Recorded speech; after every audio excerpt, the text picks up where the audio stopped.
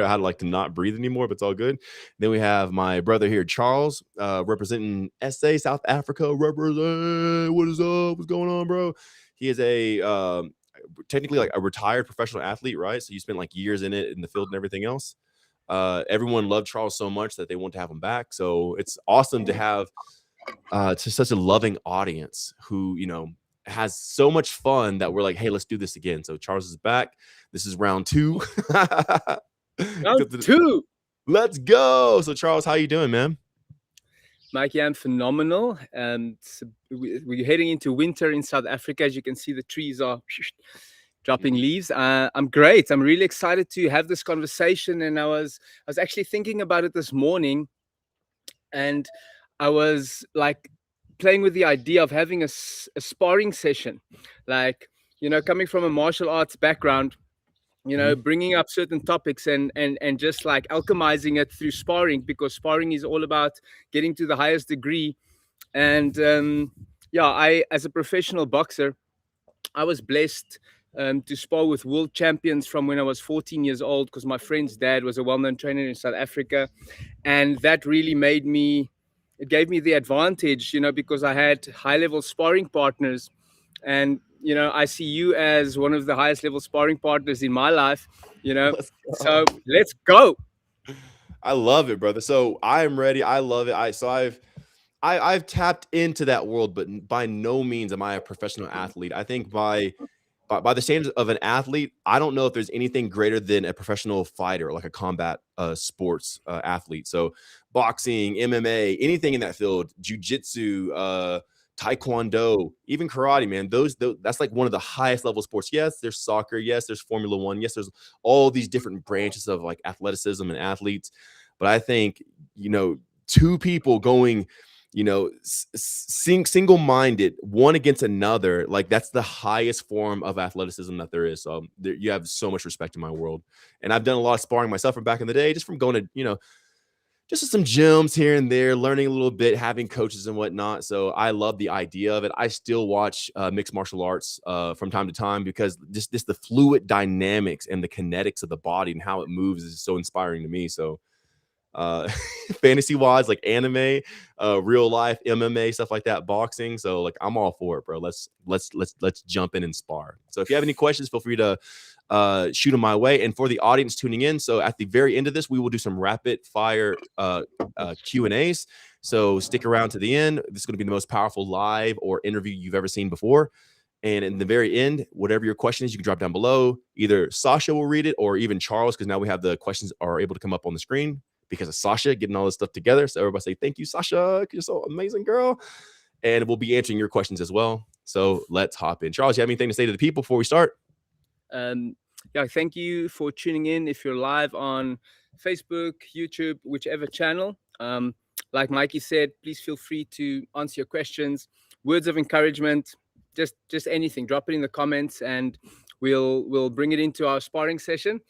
Round 1, ding ding, Mikey. Let's go. Self-mastery versus self-sabotage. What is your take on that? Man, that's very beautiful. So first off, I always refrain from words that will be a limiter. So I only give words to myself, or speak to myself, or focus on certain terms and sequencing of structuring sentences, like the syntax and everything else, on what's going to expand me into the next level. Usually mastery, once a person comes into mastery, it's a closed door. It's the end of it.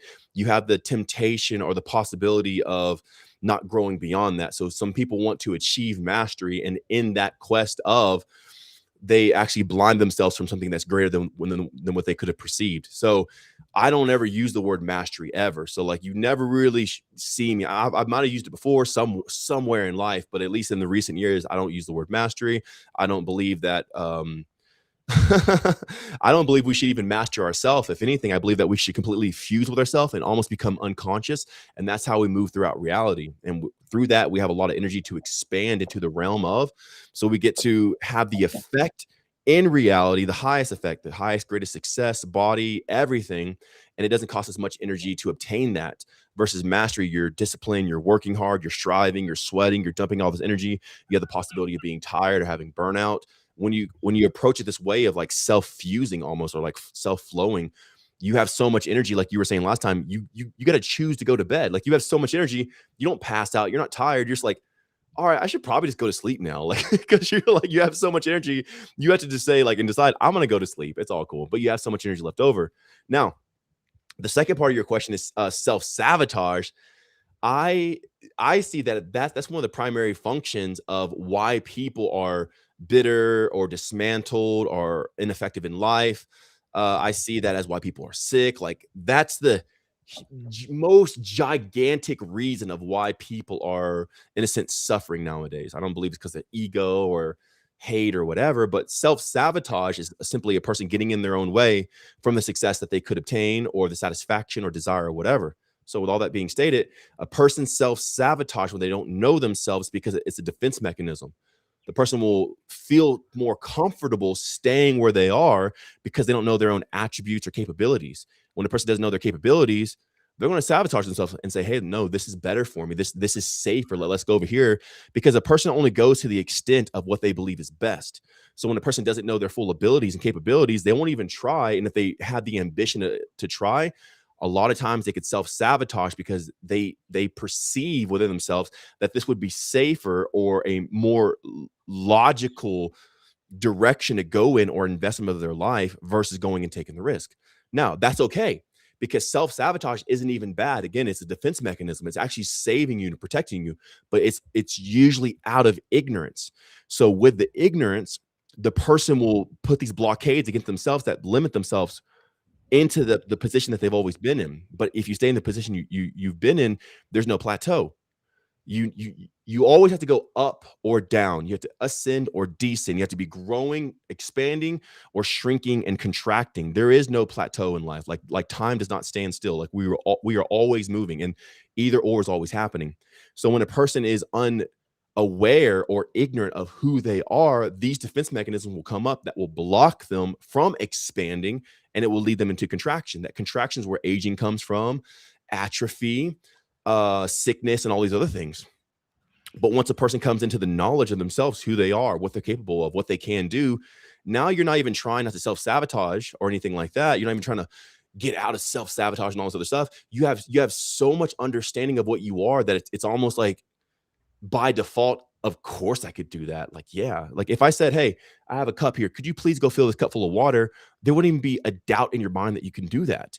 But if you didn't know where the water source was, you might think to yourself, well, I've never been here before. Where's the water? I don't know where the kitchen is. And all these doubts come up. Those doubts are just showing you what you don't know. They're not bad. They're not even evil or you need to get rid of doubt or anything like that. They're the very evidence of the parts of you that you don't know yet. But the moment that you shine light on it or it becomes illuminated and you become familiar or understanding or aware of these specific traits within inside of you, now nothing's impossible. So whenever you go that route and you just learn yourself, doubt fades away. Doubt disappears. Self-sabotage just quits happening because you have so much overwhelming ability and understanding of what you are. Of course you're going to be successful, and you'd never stand in your own way at that point. So self-mastery into self-fusing, self-sabotaging is just the evidence that you don't know enough about yourself yet. So time to learn. I love that, Mikey, and I love how you explained that self-mastery can even be a limitation. That concept to master oneself means I've reached a point, and then there's nothing beyond that. So self-fusion that leads to constant expansion versus self-mastery, excellent. And then in terms of self-sabotage, you explained it so beautifully about, when you start to know yourself, you stop sabotaging yourself. So for the audience, how does someone who is, let's say, drinking, smoking, doing anything that is actually dissolving or killing them, right? How do you use that to come into greater knowledge of self so that you can grow through that? Man, these are these are great questions. Oh, okay. So if a person is smoking, drinking, whatever, right? Staying up late, as a male, just like looking at corn and constantly spilling their seed and stuff like that. None of it's bad, right? Smoking is not bad. Drinking is not bad. There is no such thing as good and bad, because when the moment you say that this is good and this is bad, you disassociate yourself with what it actually is. That smoking is just you. the drinking is you, because you moved your life and your energy, or whoever it is, they move their life, their energy towards that bottle, towards that cigarette, towards that whatever, the vape or whatever. So it's simply the confirmation of the person that they're embodying at the current state, at the current moment. So when a person, is feeling maybe guilty about it, oh, I know I shouldn't drink. What they do is they actually blind themselves to that part of them, and that's the ignorance that keeps them addicted or going back to it or relapsing or whatever. But the moment that you see, no, this is actually me, and I see how all cords tie me to this thing, it leads to a greater, deeper position of what the person is or who the person is. So the person who drink, they don't drink because they're actually addicted to alcohol. They drink because they may not believe in themselves, because going back, they may not understand the attributes of what they obtained, of what they have inside of themselves. The person who smokes, they may have some sort of unawareness of the fullness that they are, so they supplement with the feeling of the cigarette or whatever. But when you know who you are, you can dump your own oxytocin just by meditation. You can boost your own ability and your effectiveness in reality by playing it in your head about how it's about to go. Right? You may not be able to predict 100% of what's about to happen. Maybe like for you, when you were in the ring and everything else about the fight, you may have played it back, like all your moves, all your combos and stuff like that, which gave you more confidence to move forward in life.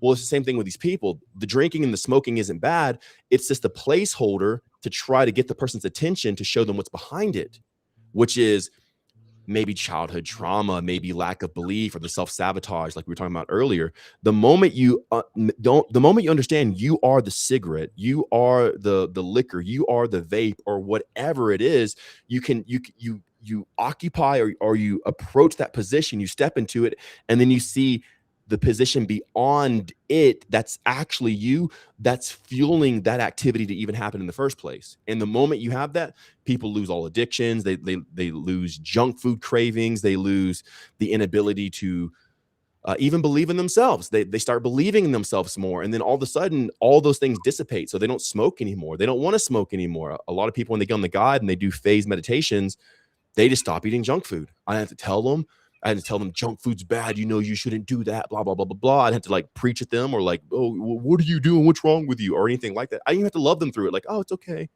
You'll get strong enough one day and get off of junk food and get off the cravings or whatever. They see why the cravings are even there, because the craving is them craving them.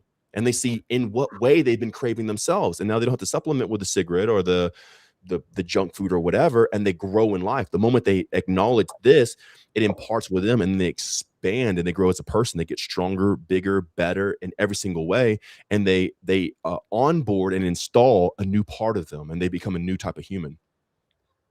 We only crave ourselves. How beautiful is that? That's incredible. Yeah, the real craving. Boom. Knockout. Gah! Mikey. People are very serious. I work with clients, some millionaires, really wealthy people, really successful, amazing, beautiful people. I see a lot of people move through life with a very serious energy.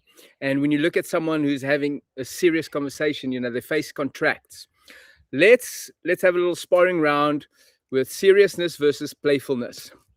Okay, yeah, let's do it. I love it. I'm all for it. So how do you want to introduce that? How do you want to introduce the seriousness part, the playful part? Because in the Discord, I am as goofy and as silly as they go. I can make every type of joke. I don't have to worry about my account being monitored or shadow banned or anything like that. So I say everything. Everything goes in the Discord. But however you want to be silly here, let me know. Yeah. So basically, I want to introduce to the audience the power of playfulness in terms of dissolving limitations, opening yourself up for more awareness. Like if you're playful, you're more open, you're more aware, you have more energy, versus seriousness, which contracts you, which actually blocks you off from seeing things and from experiencing more energy. So let's just go on that. Let's just go deep, how it affects our lives. Ah, man. Well, the main thing is this: serious makes you stiff, while playfulness makes you like putty, so you can move. So you do need an integration of both. So if you're just too playful, like your life is messy, but if you're just too serious, your life becomes brittle and it can break easy.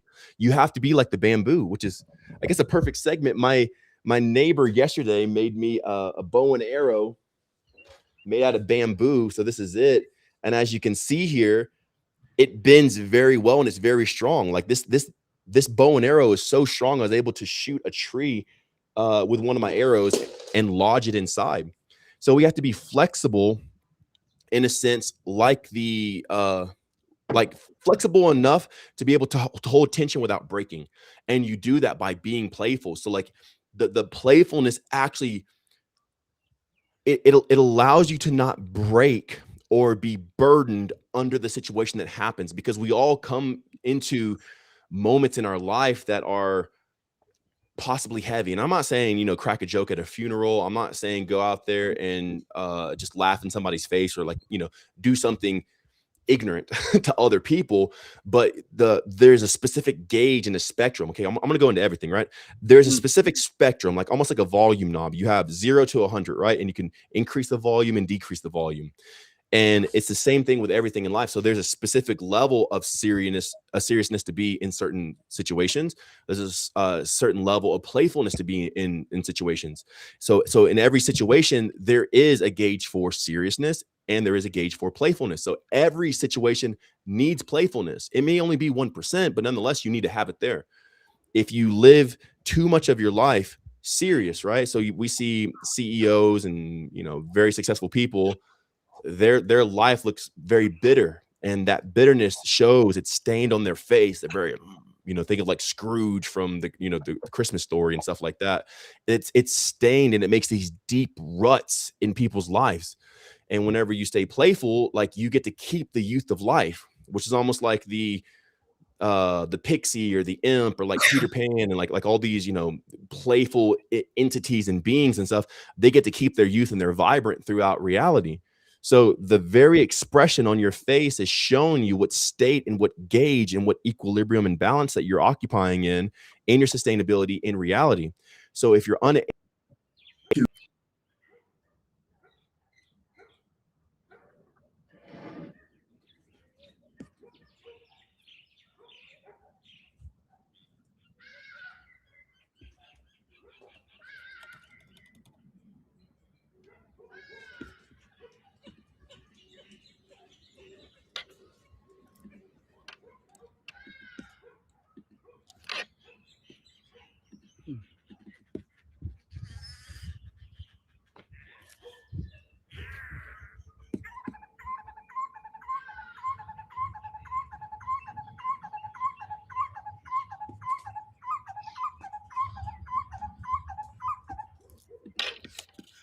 by self-actualizing every single day.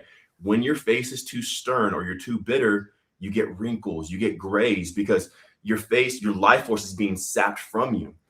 So the face is the first indicator. Well, a person may ask, well, Mikey, I don't know if I'm doing too much or too little. What if I don't know what this sign means or this line here or this wrinkle or this gray or whatever? It doesn't matter in the beginning. The first thing is just to even understand that your face is the ultimate indicator.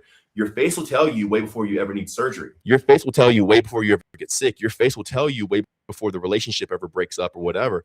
Like this is almost like I honestly believe the mirror was the greatest invention in all of existence, because it gives you a direct access to see what you've been living in the past day, week, month, and year, the past decade. So whenever we come to the mirror, we can start to gauge and become familiar with the expression and what it means. And then we can start to dial back or dial in more. We can start to pull back in some of the seriousness or go deeper, because sometimes things need seriousness.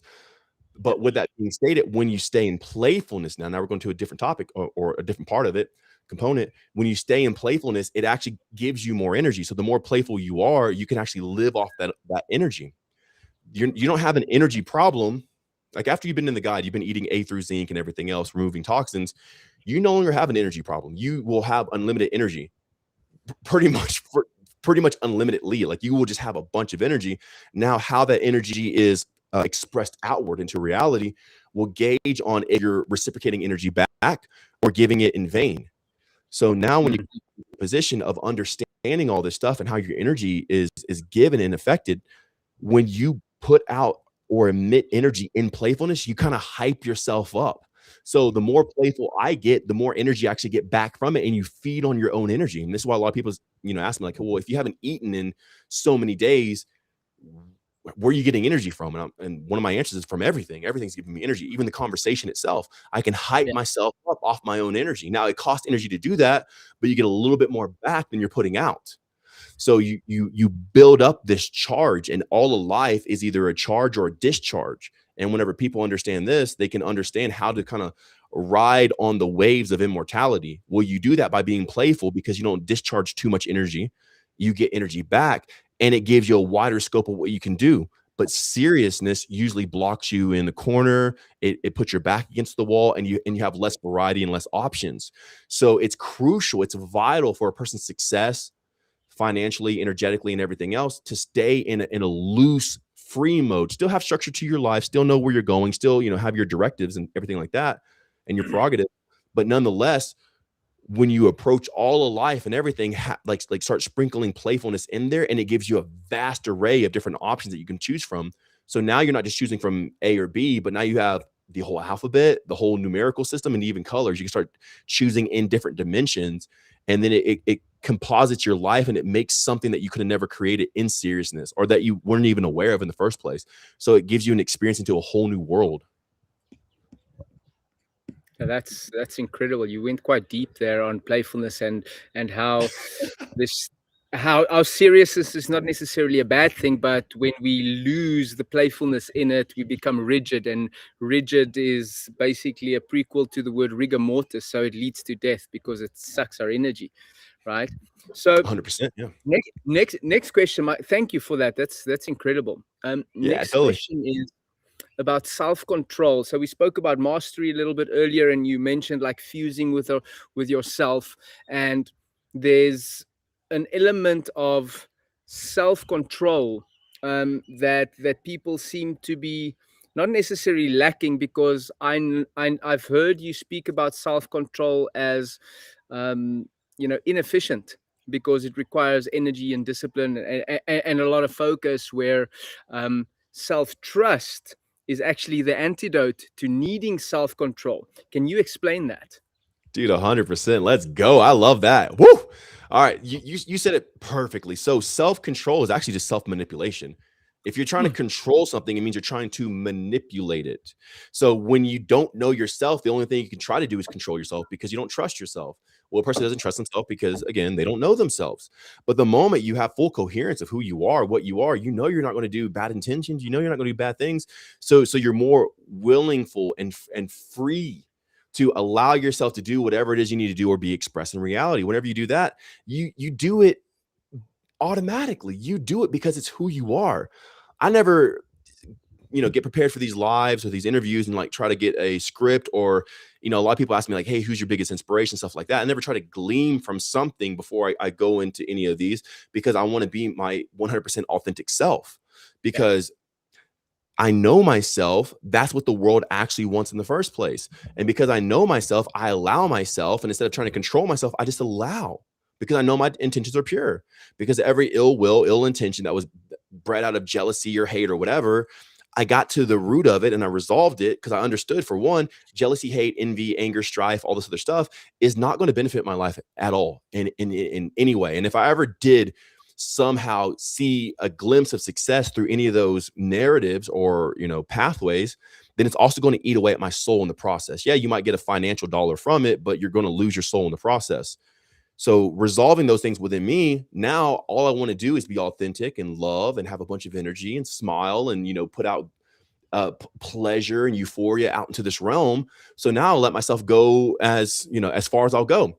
And usually I can do that in the Discord, but even on places like this on social media, the only limit that I actually experience are the community guidelines and words and terms I can or cannot say, because I know myself that deeply. And I almost come into this hypnotic state to where it's not even me speaking. I'm not trying to speak. Mikey's not trying to say something or just answer the question of Charles, but it's tapping in and it's living from this hypnotic state of my own consciousness because I fused into one. And then it says unlimited sources of energy, unlimited sources of content, unlimited sources of elation and emotions and feeling good and everything else. But if I'm trying to control myself, I'm actually putting a binder on me. I'm trying to bridle my tongue. I'm trying to hold myself back. And in that, I'm fighting myself. So part of my energy is going into something of what I'm trying to control. And the other part of me is putting energy into trying to control that thing. So I'm actually working against myself and I'm depleting myself on two different, in two different realms. So there's part of me that's trying to drive while there's other part of me trying to hit the brake. And then I end up depleting myself and furthering the chasm of knowing and trusting myself. Now I don't trust myself more because when I try to control myself, I broke loose because I didn't know myself and I didn't even know if that was good or not. So therefore I'm trying to control myself even more. So it's a self-perpetuating cycle that when a person tries to live in self-control, they only end up further in it. You don't solve the problem by operating in the problem. You solve the problem by operating outside of what the problem's even in, and you become a whole new creature, a whole new life. And in that life, you get to save a bunch of energy, which all this is about. It's all about energy. That's why people want spouses and mates and food, and they sleep and they go on vacations because they want energy. That's why they work to get money, which is a type of frozen energy or currency, so they can go and buy food and shelter to preserve. It's all about energy. So if a person ever delves into self-control and they understand what I'm saying, they actually have the correct interpretation of what I'm actually saying. They see that self-control is actually depleting. It's manipulating, and it's only the proof the person doesn't know themselves. So when a person operates in that type of manner, they end up losing their energy so much to where they're drained from it. The discipline takes, the self-control takes. So they can see, well, that's true. That's very evident that if I live in discipline, I'm always resisting, I'm burning the candle at both ends.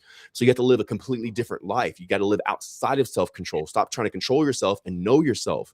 Once you know yourself, you flow with yourself. Once you flow with yourself, you flow into eternity. And that makes it easy.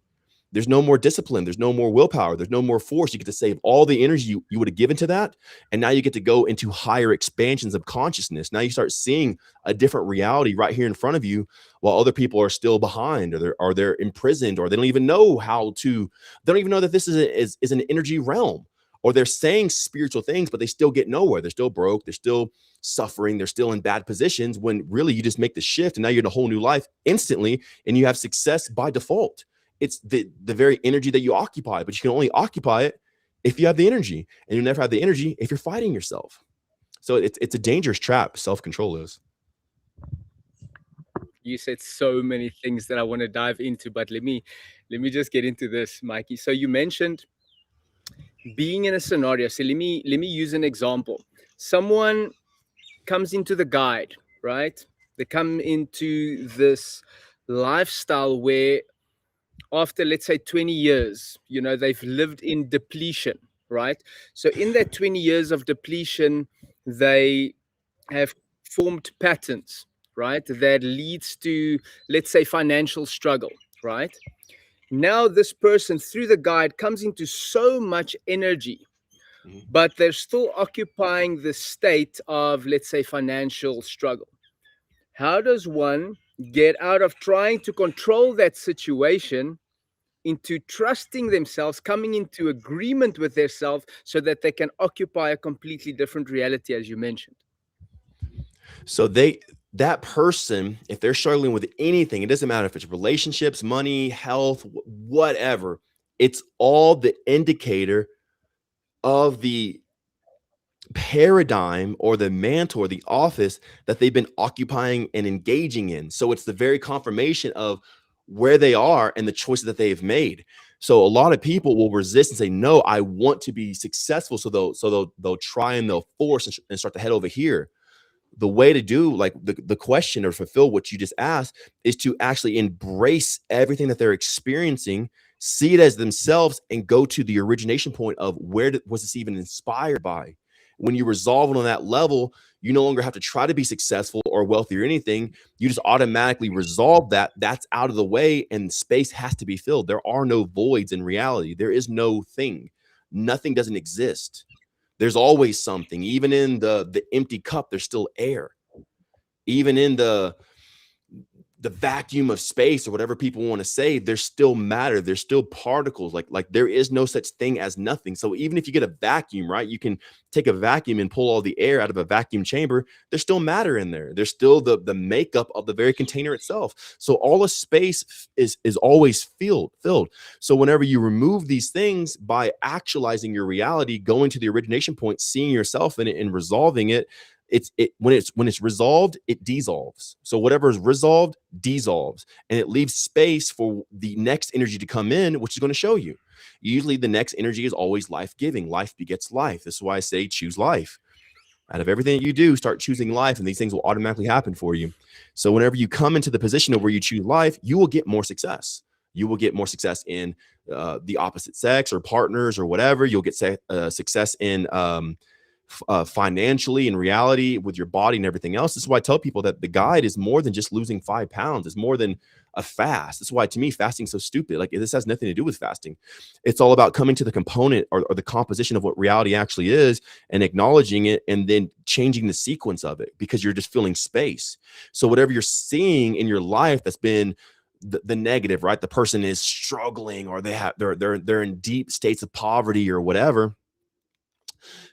Those things are only being experienced because those are the qubits that are there. That's the occupation of that space by the energy or the mindset that they've occupied or embraced. Once you dissolve those things, space has to be filled. That's out. New comes in, and that new will be a certain level. You may not be a billionaire overnight, or maybe even like a millionaire or something like that, but you come into the position to where you're better off than you were yesterday. And whenever you do this day by day, you look back and you now have love, you now have wealth. And it was really by default, because you removed the very origination source of what was holding you back. By the acknowledgement of it, it dissolves. So something has to fill that space. And if you're doing this in an aware manner, it's always going to be something better than what was just dissolved. So if you had $1 in your bank today and you do this, you might have $100 tomorrow.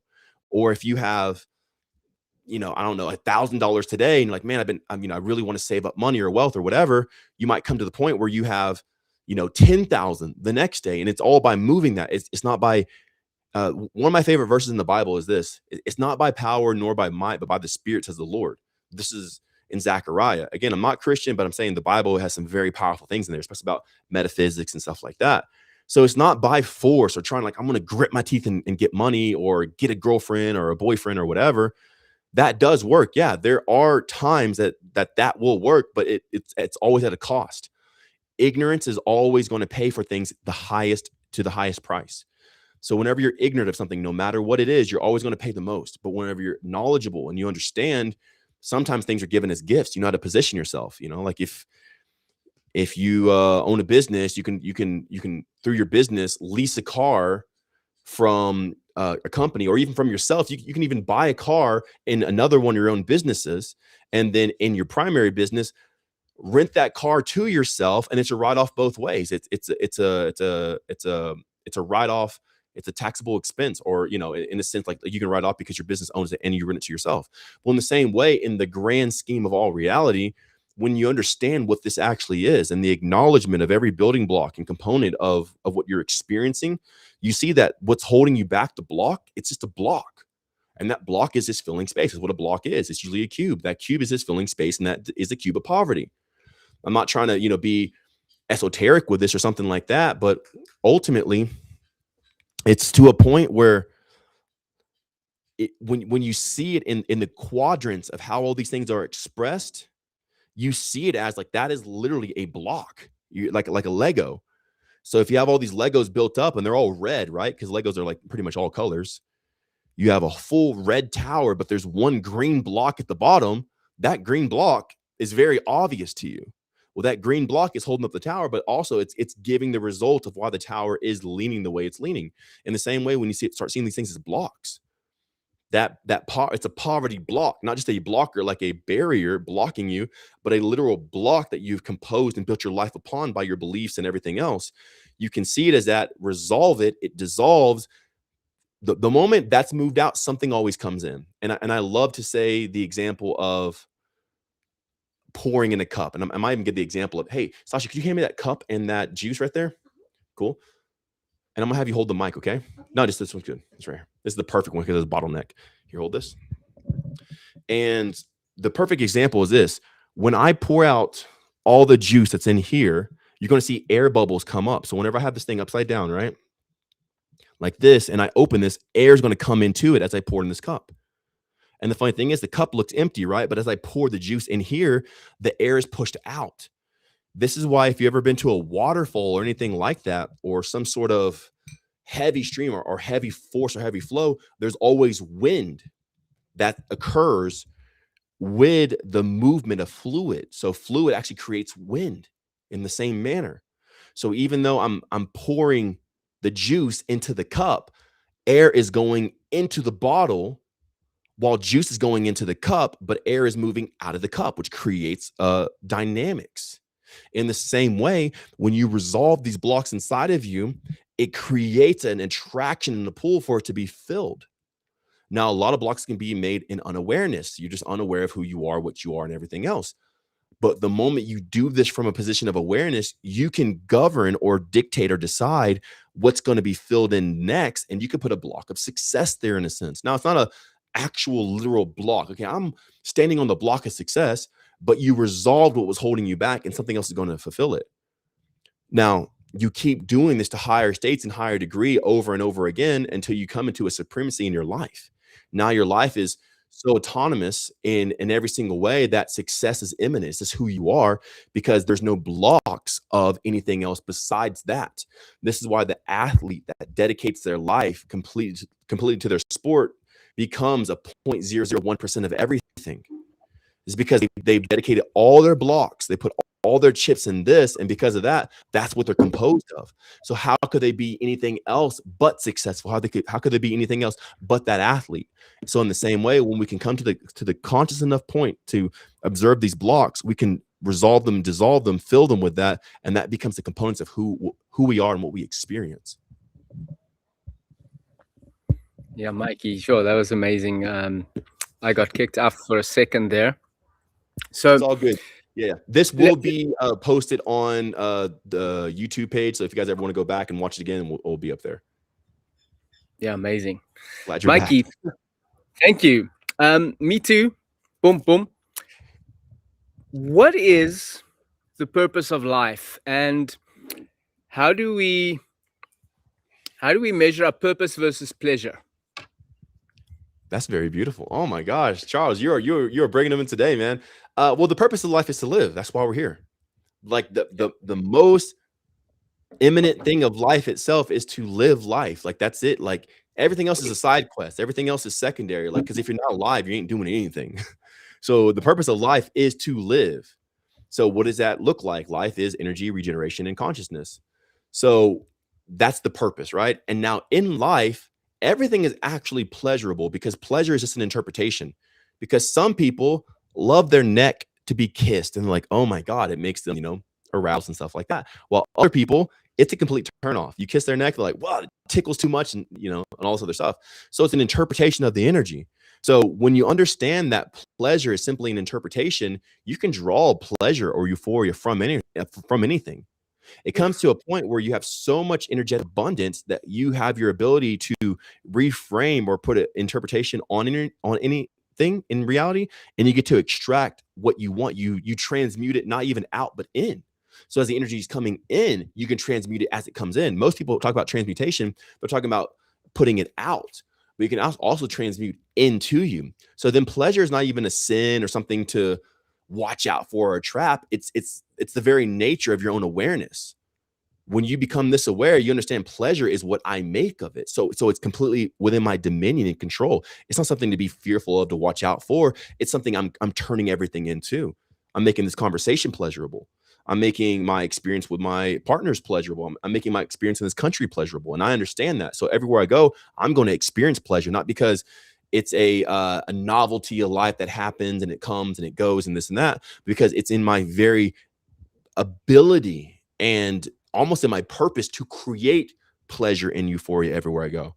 I've been on some podcasts and stuff like that where we had very tense situations or conversations with people, And I always turn them into something of benefit, a benefactor, or good, or pleasurable, of lightheartedness. I start being playful with it, because some people are very serious about their diet, and me, I'm very open about what I eat. I don't have a diet. I'm not on a specific plan. I eat animals and plants and this, and I'm not a carnivore. So sorry guys, I'm not a vegan. Sorry guys, I don't fast. Sorry guys. So some people might they may not have a good enough understanding of their own energy, so they start investing their energy in offense against themselves. They build a defense up, and a defense. You can see them start to cross their arms. They build a fence of offense up. So I turn that and I de-escalate it by making it pleasurable, because it's my duty and my right and my ability to transmute anything into anything else. So pleasure is not something that it's just by and by, like, oh, let me give into pleasure. Pleasure is it's my confirmation of how creative I'm being.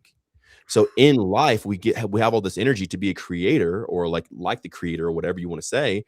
Well, then it's our duty to turn everything into something good. In the beginning, God made the heavens and the earth, and day one, this is good. Day two, this is good. Day three, this is good.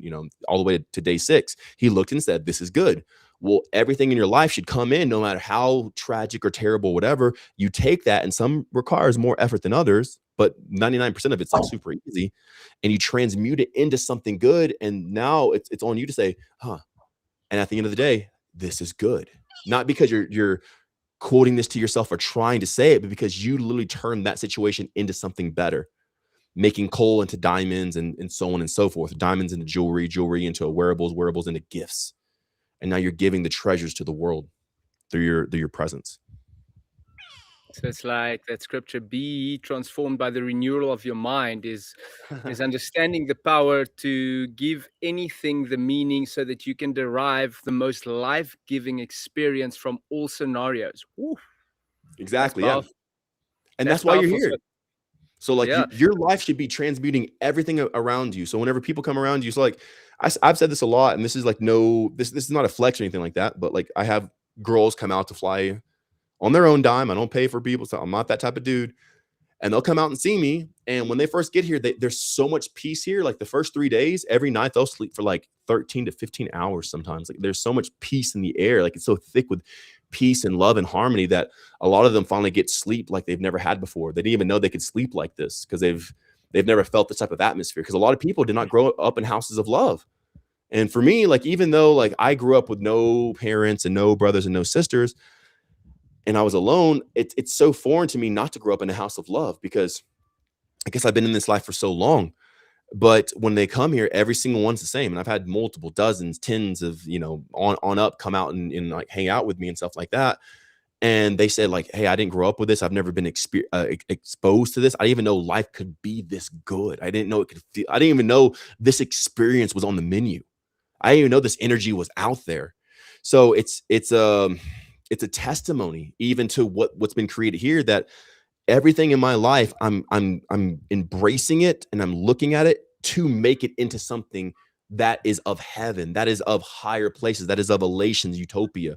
The house I'm in, the vibe I'm in, the body I'm in, not just my body physically, but my body and what I emit whenever I go out and I hang out with people. Can they feel my energy? Like I had my neighbor come over yesterday who made the bow and everything else, and he brought his family over. So it was him and like 4 other people, and they came over.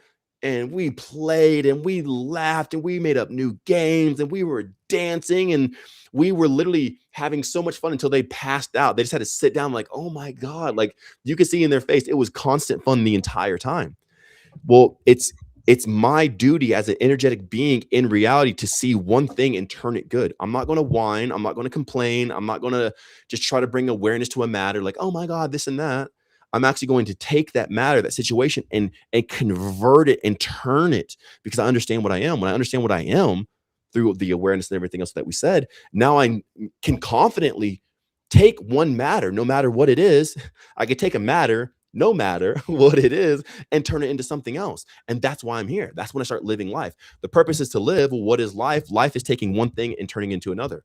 That's what eating is. That's what drinking is. That's what sleeping is. That's what talking is. I'm breathing in oxygen and I'm turning it into sound waves. I'm taking in light and I'm turning it into hormones. when my, melanin and everything else, my skin gets darker and everything else. I'm taking everything from this reality, I'm absorbing it in, and I'm turning it into something else. This is why fasting's a farce. It's dumb, because it's literally not taking anything. No, I want to be solidarity. I'm sorry. I'm going to go into solidarity, be nothing, and all this other stuff, and disassociate myself with everything. No, and like dissolve into nothing. When really the whole purpose of life is to take in everything and then churn it and convert it into something greater. And when you do that, you're a true creator here in this realm, and that's what I see the purpose of life to be. Yeah. So, Mikey, on that, in terms of, we take everything into our body that we're surrounded with, right? Everything we see, everything we hear, everything we feel, everything we're exposed to. How does being conscious of your environment allow you to interpret it and get a greater effect from it? So let's use me example. I'm in the sun, right? Everyone can be in the sun. Would you say when you have a higher level of consciousness and interpretation and intention, you can actually get more energy from that, from your environment? Yeah, that's amazing. So dude, these are deep. I love this. This is so awesome. And I've never shared probably 80% of what we're talking about today. So this is my first time ever being able to like get this out and broadcast it. So this is a very powerful live, a very powerful conversation. So thank you for bringing the inspiration and the spark, Charles. You are amazing, bro. So this is why I share with people calories are ineffective. They're irrelevant, because units of energy are not created equal. Like you can get units of energy from some sort of substance, even nicotine and cigarettes can give you some sort of like high in a sense to where people can get energetic off of it, but it leads to cancer in the end.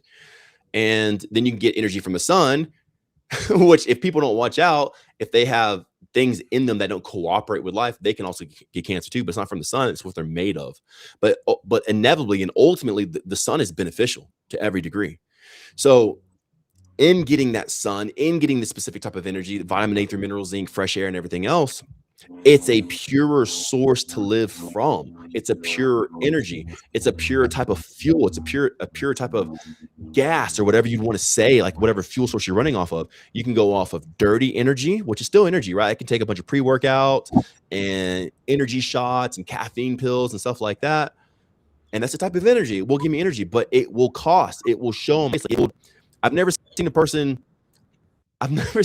crackhead look young. They always they always have their soul sucked from them. They always have their life taken from them.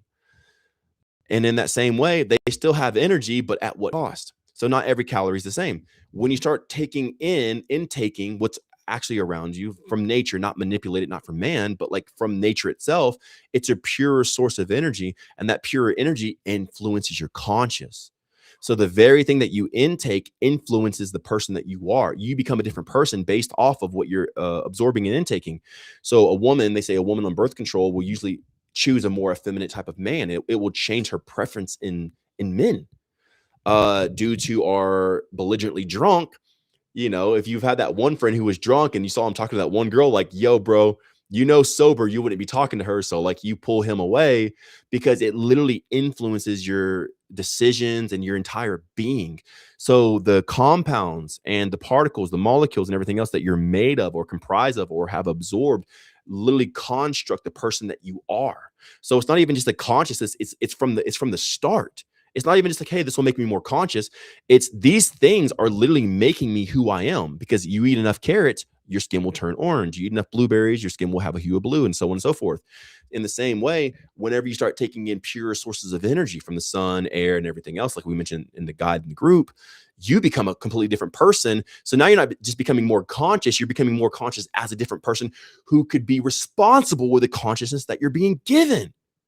A person can take a bunch of like plant medicine and stuff like that and like have epiphanies and stuff like that. And they can make some sort of evil AI that takes over the world, because they say that Silicon Valley, like microdoses and stuff like that. Well, these AI facilities are draining up the water, and people are all this other stuff, right? Or you could be made of a pure construct and a pure consciousness, have the same amount of energy come in through consciousness and expansion. And now everything that you do gives life to everything around you. Now it's not on the the bill's not on the people. Now the people are actually becoming wealthy. That's why all the people in the Discord community, when I share this energy with them, they usually start getting more money, a better relationship with their family, or they even find love. Again, it's not even about health or weight or fitness or fasting. It's literally about living the highest form of reality. And that derives from where your consciousness even starts. Everyone's conscious. The crackhead's still conscious and all this other stuff. But what type of consciousness is that? So if you're going to get these energy sources like the sun and everything else, you really want to understand what's been influencing you up until now, because nothing goes without effect. That's why all calories are not created equal. A calorie of this is not equal to a calorie of that. They might have the same unit. This might be 100 calories. That might be 100 calories. But the way that this affects your consciousness makes you drowsy, gives you headache and everything else, like the junk food, the ice cream. While this over here, the steak, the potato, whatever, the healthy thing, right? The healthy alternative or the main thing, the actual food, gives you energy and you are more clear-headed with it. So it's a compounding effect. It's exponential. As you move in the composition of this material to be made of from your consciousness, as you take in the fuel sources from over here, it expands your consciousness exponentially. So of course you'd want to gather the most purest energy that you possibly can, and it's emitted from you. Your skin glows, your teeth glow, your eyes glow, your muscles get bigger. For the women, they get more curvy figures and everything else. You have more peace. It's easier to induce your own elation and create serotonin, oxytocin, stuff like that. And you end up becoming a different type of being. Like I get DMs and stuff like that. People are like, dude, you're like an angel on earth. Like I can feel your presence, and people have visitations of me in their dreams and stuff like that because of the type of consciousness that's being emitted from this specific type of energy. So not all energy is created equal.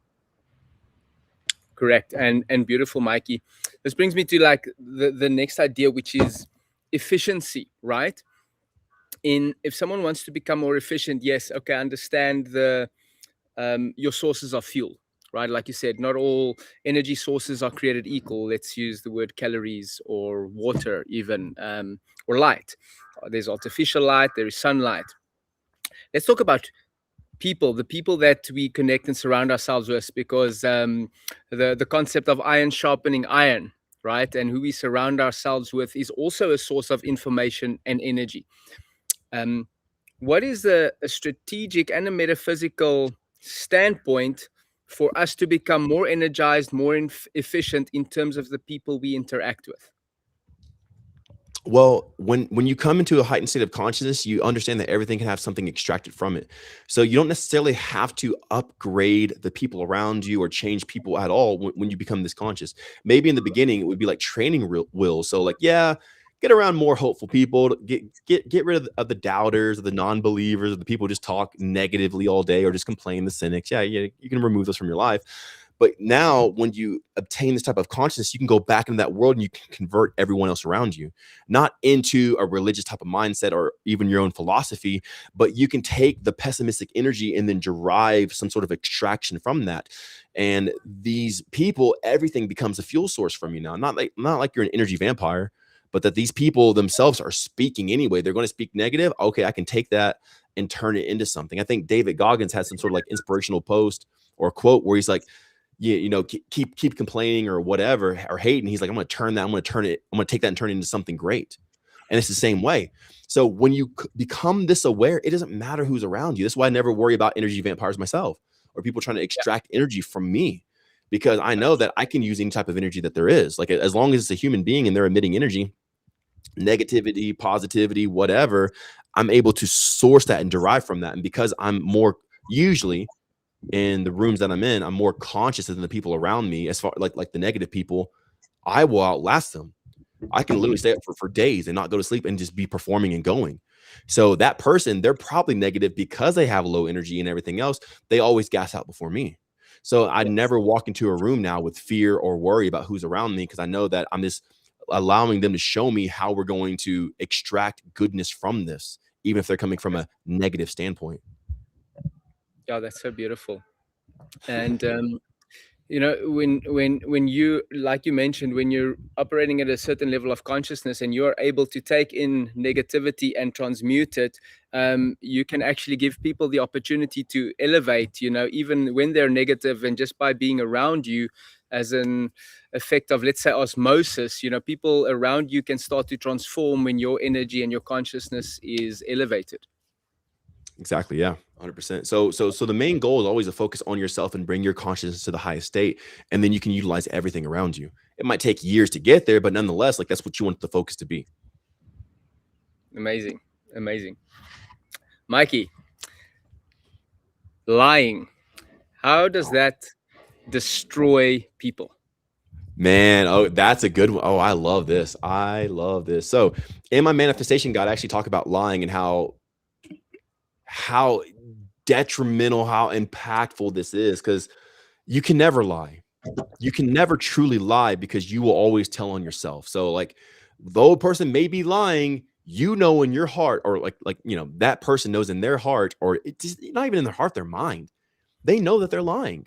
And everything goes with effect. Like there's nothing that doesn't have an effect. So every time a person lies, they create a greater chasm or divide and subject themselves into weakness. They become into a more contracted state to where they have to put out more just to have even a little bit of success, because the lie may hold this one thing up, but you keep lying and it takes more lies to even hold it up. But as you're telling more, as the person's telling more lies, they're actually working against themselves. And that's why you see liars, and they usually have big bags under their eyes the more they do it. Not because it's just a stress response, but because they're showing they can't hold this up anymore. It's too much. I'm not saying every person with bags is a liar, but what I'm saying is whenever a person does lie, they know that they're lying, and every time they get hit with that, they are losing energy, they're losing trust with themselves, they're losing effectiveness in reality, and they come to the point where they don't even trust themselves anymore. So therefore, how could they be effective in reality? How could they do anything? Because everything you're doing, everything a person does is based on the competence and the confidence they have in themselves. Well, if a person lies, they completely obliterate that. They don't have any confidence in themselves. The only thing that holds them up after that is the lie. But the lies come crashing. And this is where you have disillusionment and stuff like that, psychosis, and there's a whole plethora of things that comes along with that. But the lying actually makes a prisoner of the person, and they're a prisoner of their own devices, and they're a prisoner. And the more they lie, they get further from the key. The key actually is thrown further and further the more they lie. So they dig themselves deeper into that contracted state. So lying actually costs you everything. But whenever, like people might ask, like, man, how are you poly? How do you have so many lovers and partners and stuff like that? It's because I've been very, forward with everybody who's actually going to be here in my life and stuff like that. I'm very direct. I'm like, yeah, it is what it is. Like, you want to be here? Cool. If not, whatever. And then women usually end up respecting that a lot more than the man who's a cheater or a liar and who go behind people's back. But because I'm very open, and I'll even tell the girl, hey, yeah, I have like 2-3 other girls here. Like, yeah, you want to come over? She's like, what? Like, oh no, like how are we going to do this? I'm like, no, there's no secrets. We're not hiding this. Like they know about you and everything else, So that actually ends up garnering more respect from the girl than if I was to lie or anything like that. Now, again, my intentions are pure because I'm not trying to just hook up or something, in that manner. But nonetheless, whenever you approach it in the right way, you actually start living a different world where the less you lie, the less you would even have to lie. But the more you lie, the more you're going to have to lie. So the thing begets itself. Lies create a situation in a life that requires more lies to be sustained. Just telling it. I don't even believe in truth either. So I'm not saying like, oh yeah, the truth. And like, I don't believe in truth. I don't believe it's real, but I believe in what's actual. The actuality of a matter. When you just operate in what's actual, it shows you what's real, what's actual there, and you can operate in it even better. So when you're real, so I don't believe in like truth and lies. I believe it as in lies and real. Is it real? No. Okay, that's a lie. Is it a lie? No, that's actually real. Okay, cool. So whenever you embrace life in its actuality, you get more from what's real from life. So the people who don't live a real life have to substitute in fakeness and artificial things to be sustained. This is why people need steroids or plastic surgery or hormone therapy or all this other stuff, because even unknowingly or subconsciously, they've been engaging in and partaking in lies. So it atrophies their life. And then to even sustain, now they need the pill. Now they need the pharmaceutical. Now they need the surgery because their life has gone in so much artificial or so much which not real. They're barely even being held up. But when you operate in what is real, whether it's real food, real light, real words, real thoughts, real everything, your body is established on its own and your body creates its own density. So you're established from the inside out. So it's a direct correlation with everything else in your life. So whenever you lie, it costs you everything, because it leads you into a life that's going to have to be held up by that and more lies here on out, permanently.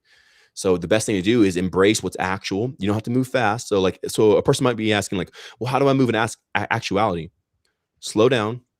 There's no rush. You don't need to be rich. You don't need a partner or whatever today. It doesn't need to happen right now, this moment.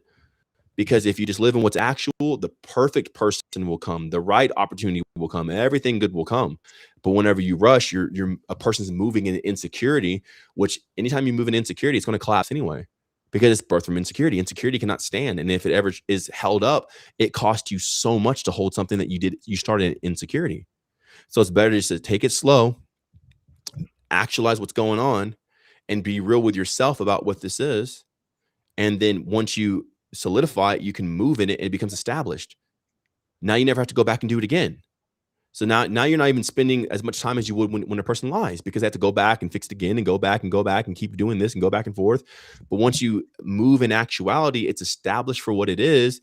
You rarely ever have to go back and visit again. So you come to the point where this is established and you move forward. This is established, you move forward, this is established, and then you get to keep all the success that you have.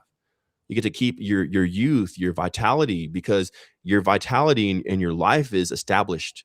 Your success is established. Your relationship is established. I've been with Sasha this summer will be 15 years. So like we moved from one year to another in establishment of actuality. Same thing with Lay. I've been with Lay for over 6 years now.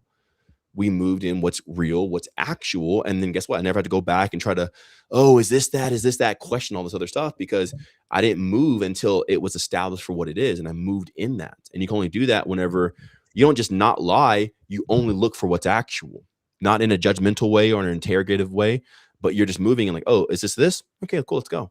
And it makes life so much easier. It's less stressful. You have more power. You can manifest easier, create life a lot easier. You don't have to fake it till you make it or try to affirm yourself, but you see it for what it is. And when you're not lying, you get to go down, you get to see these blocks, because now you see what's actual, because lying will hide those blocks from people and they can't even see because they lie so much. Because even if they saw the block, they wouldn't even know if they can trust themselves or not, because they've lied to themselves so many times and other people, they wouldn't even trust what they see with their own eyes. So you can tell when a person lies because they don't even trust what they see with their own eyes. It's right there in front of them and they can even decipher if it's real or not, because they lie to themselves. Every person's projecting in a sense. So whenever a person doesn't lie, but they live in actuality, it's so much easier to see these blocks, and then you can resolve them, dissolve them, and you fill them in with the next part of space, which is established. Now you have a kingdom that can stand for millennia, but it has to be built in actuality, or what some people would call truth. That is so beautiful. That is so beautiful. Thank you for sharing, brother. Yeah. So many things to Yeah. contemplate, like once again, self-trust, when you don't trust yourself, you have to control and manipulate yourself, and it requires a lot of energy. So just being what actual, and I'd love to,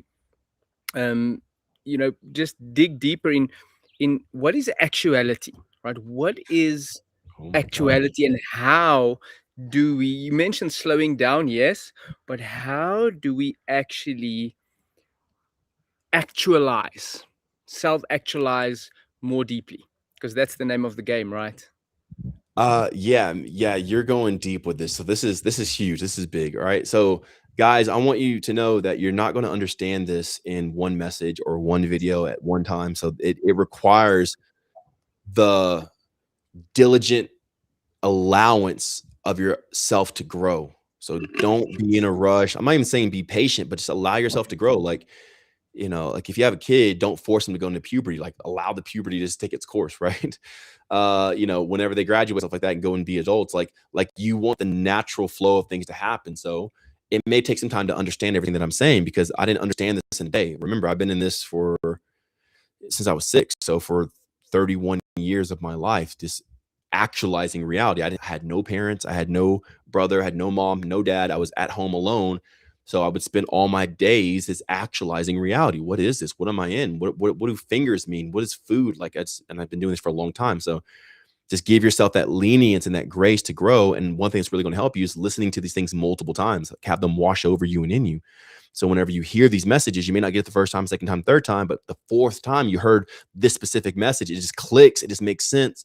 You didn't have to try to understand it. It just made so much sense. And then bam, now it's a part of you forever. Now you can just operate in it. So that's something big. Another thing that's big too is to take notes. So like if you guys ever watch these interviews and these podcasts from Charles and myself and everything else, taking notes will establish things in you faster, and it will make sense faster. It will become a part of who you are versus having to remember or force or try. It just becomes a natural part. It becomes habitual in a sense, because it just becomes, you've heard it, you saw it, now you wrote it, you feel it, and now you just become it. So it makes it a lot easier. So how do we get to the bottom of what's actual? I went over this in the Discord community. It's a very extensive voice memo of a process of how to. One of the main things is that really helps do all of this, right, is forgetfulness. The main reason why a lot of this stuff happens, calamity and chaos and everything else, is because of forgetfulness. Whether you want to call it a spirit or whatever, we just forgot the lesson. We forgot what happened.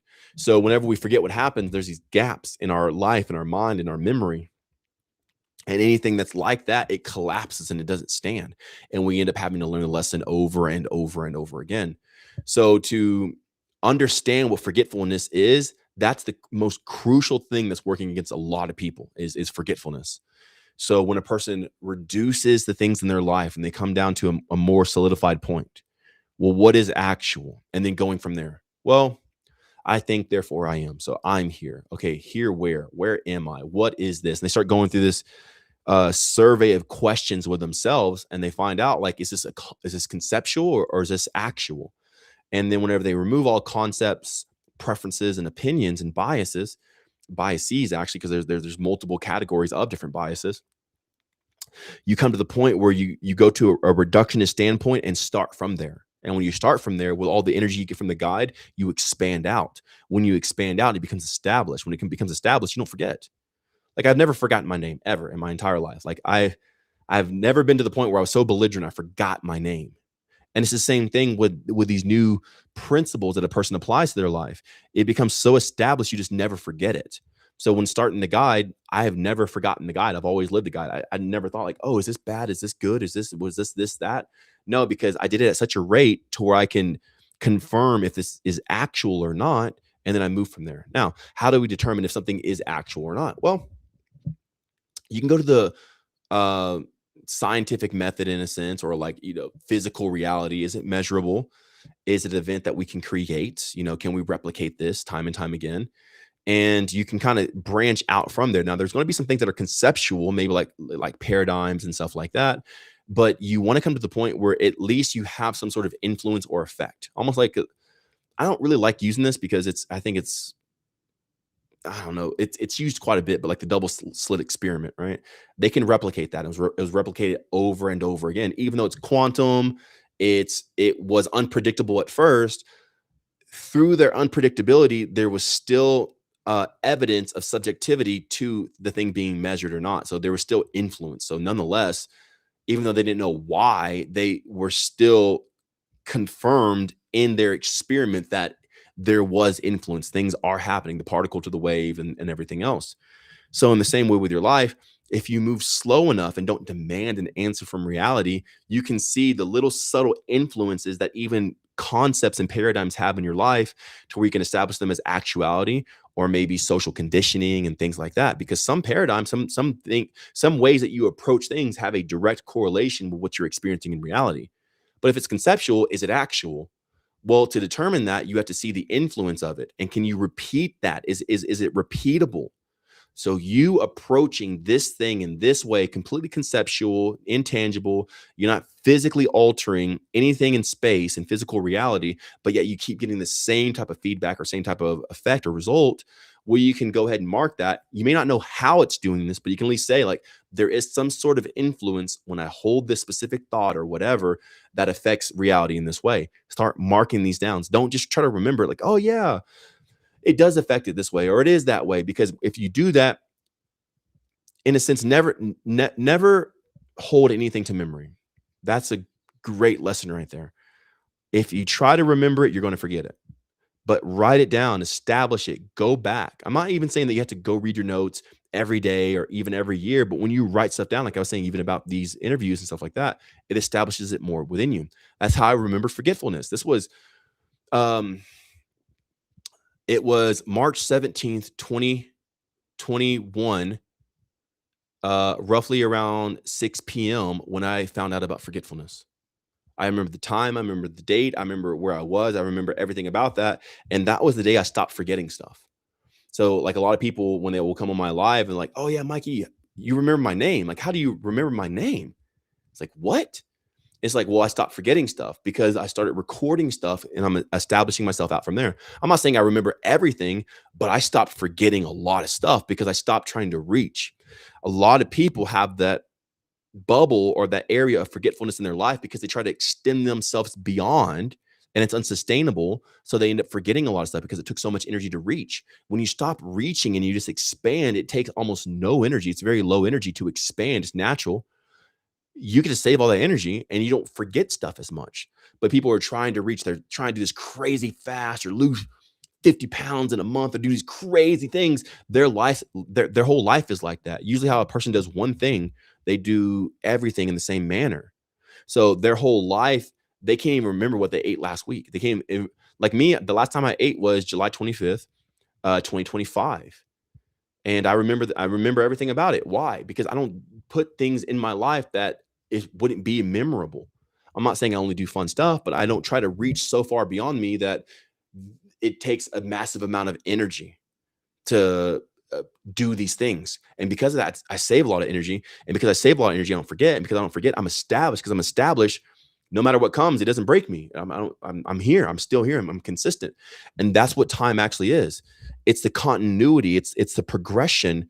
It's the continuum, unbroken chain of experience, minute after minute, hour after hour, day after day, week after week, moment after moment. That's all we're in. We're in a continuum.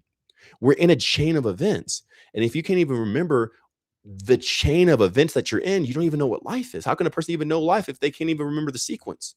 Well, what got you here to this place? Then how could you ever direct where you're going or your trajectory if you don't even remember where you've been? They say the people who forget history are doomed to repeat it, you know? So with all that being stated, these people are trying to do too much. They're trying to jump into a program and lose 50 pounds and hurry up and manifest this. Like a lot of people rush to my DMs in like frantic mode, like, Mikey, I need your help. Help me right now. Oh my God, I'm in desperate need. And like, well, staying in the energy is going to be ineffective. Like you're not even going to stay in it. But when a person approaches, okay, I'll do whatever it takes.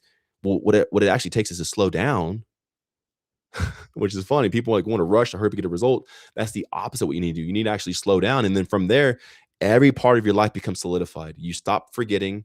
You stop having negative effects. You stop having trauma or some sort of horrible event. You stop forgetting your car keys. You stop losing money. You stop getting angry and all this other stuff. And now you can, it's almost like you go in slow-mo time, like the Matrix when they were shooting the bullets, like Neo was able to pull back, and it's almost like he was operating in super speed but slow motion at the same time. You get to see everything for what it actually is. And whenever you do that, now you can even move the bullets or the people or whatever, and you're operating in a higher sense than everybody else in reality. And when you're in that, how could any calamity ever happen to you? How could anything bad actually happen? So it's all about garnering this energy, becoming conscious about it, pulling back, not reaching out too much, establishing yourself, and only going to the rate at which you can expand naturally. And then whenever you do that, your life becomes heaven on earth, and you're sustained and pristine in time. Incredible. Mikey, so there's a lot of talk in the personal development space, spiritual space, whatever we want to call it, right? About presence, right? But we're always present. We're always in the present moment. But in the guide, through knowing you in the community, you speak about being engaged with reality. And I find that is the actual concept of what people try to touch on when they speak about presence, right? It's that actual engagement. What does it take to be more fully engaged with reality moment to moment, to actually live engaged, right? Because you said that when you are engaged from moment to moment, you will keep regenerating. When you are conscious and you have energy to stay engaged, right? You will continue living, right? How does that engagement work? How do we become more engaged with reality to have a greater effect in our reality? 100%. That is a great question, man. These are deep today. I love this. This is what I always want to talk about when I do lives and stuff like that. No like qualms on the people, but it's always like, hey, how do I lose weight? How do I do this? But like, I want the meat, and it's cool because you've been in the Discord community long enough to where like, okay, I have all the basic stuff, Mikey. Let's get down to it. And this is the entry level of where it goes. Like we're talking about like we've had positions where we can go like I don't really want to sound crazy to people, but you can go back in time and change stuff. But we'll save that for another one. But this is like we're finally going into like where the cold water is the deep water, and I love this. So how does one stay engaged in reality? Because you're 100% right. Like the huge movement in the spiritual world or the Gnostic world or like the esoteric world is presence, right? And like you said, it's presence, but it's not necessarily engagement in the presence. It's like, okay, be here. It's almost like be here and do nothing. Like, okay, I'm going to sit on the park bench. Yeah, like Eckhart Tolle said, just do nothing and just watch. No, like the whole point of life, you know, something is alive because of its action and reaction by engaging in it. That's how we know that time is not frozen. The bird moves across the sky. And even if the wind is blowing in the opposite direction and the hawk is kind of like there, it still tilts just a little bit. The movement itself is the very evidence of life. So whenever you're truly living, you engage. Like if you poke something, if you see something and you poke it with a stick and it doesn't move, you're like, okay, cool. But if you see something and you don't know what it is and you poke it with a stick and it moves, you flip out because that thing's alive, right? So if you were truly alive, you wouldn't just sit there and do nothing. You'd actually do the opposite. You'd move. This is why I'm big on community and stuff like that. Like don't go on some sort of solo retreat where you do like a social media cleanse or fast and you disconnect yourself from reality or the people for like a week or 2 weeks or a month or go on a silent retreat. I'm not a monk. I'm not a Buddhist monk. I don't do these retreats like that, nor do I believe in that. Like it's pointless. You're here to connect. Everything in reality is connected to reality. The trees are rooted in the ground. The bird is connected with the wind. Like there's something under the bird's wing that give them lift and thrust when they flap their wings because they're connecting with the air. You can't see it, but it's thick. Like if I do this, I can move stuff around me. I can do a gust of wind, or you might be able to hear it on the mic or something like that. Like a there's an atmospheric density in the air, and birds are flying because they're connecting with that specific level. Everything in reality, everything in life is connected. So when a person tries to disassociate, they try to be present. That's just like the first point of it. So like, yeah, being present is just like, okay, let me take account. Like, where am I? Okay, I'm present. Okay, I'm in my room. Oh, this is happening over there. Now the engagement part of it is this, and this is the most powerful part. Okay, now that you know that you're present, what do you do with the data that you're taking in? Do you smell something burning? Oh, you got to go to the kitchen and get that. Do you hear an alarm? Oh, you should probably see what that is. Like now that you're present, that's just the first step. What are the indicators of your reality, of your environment, of that moment? What is it calling forth?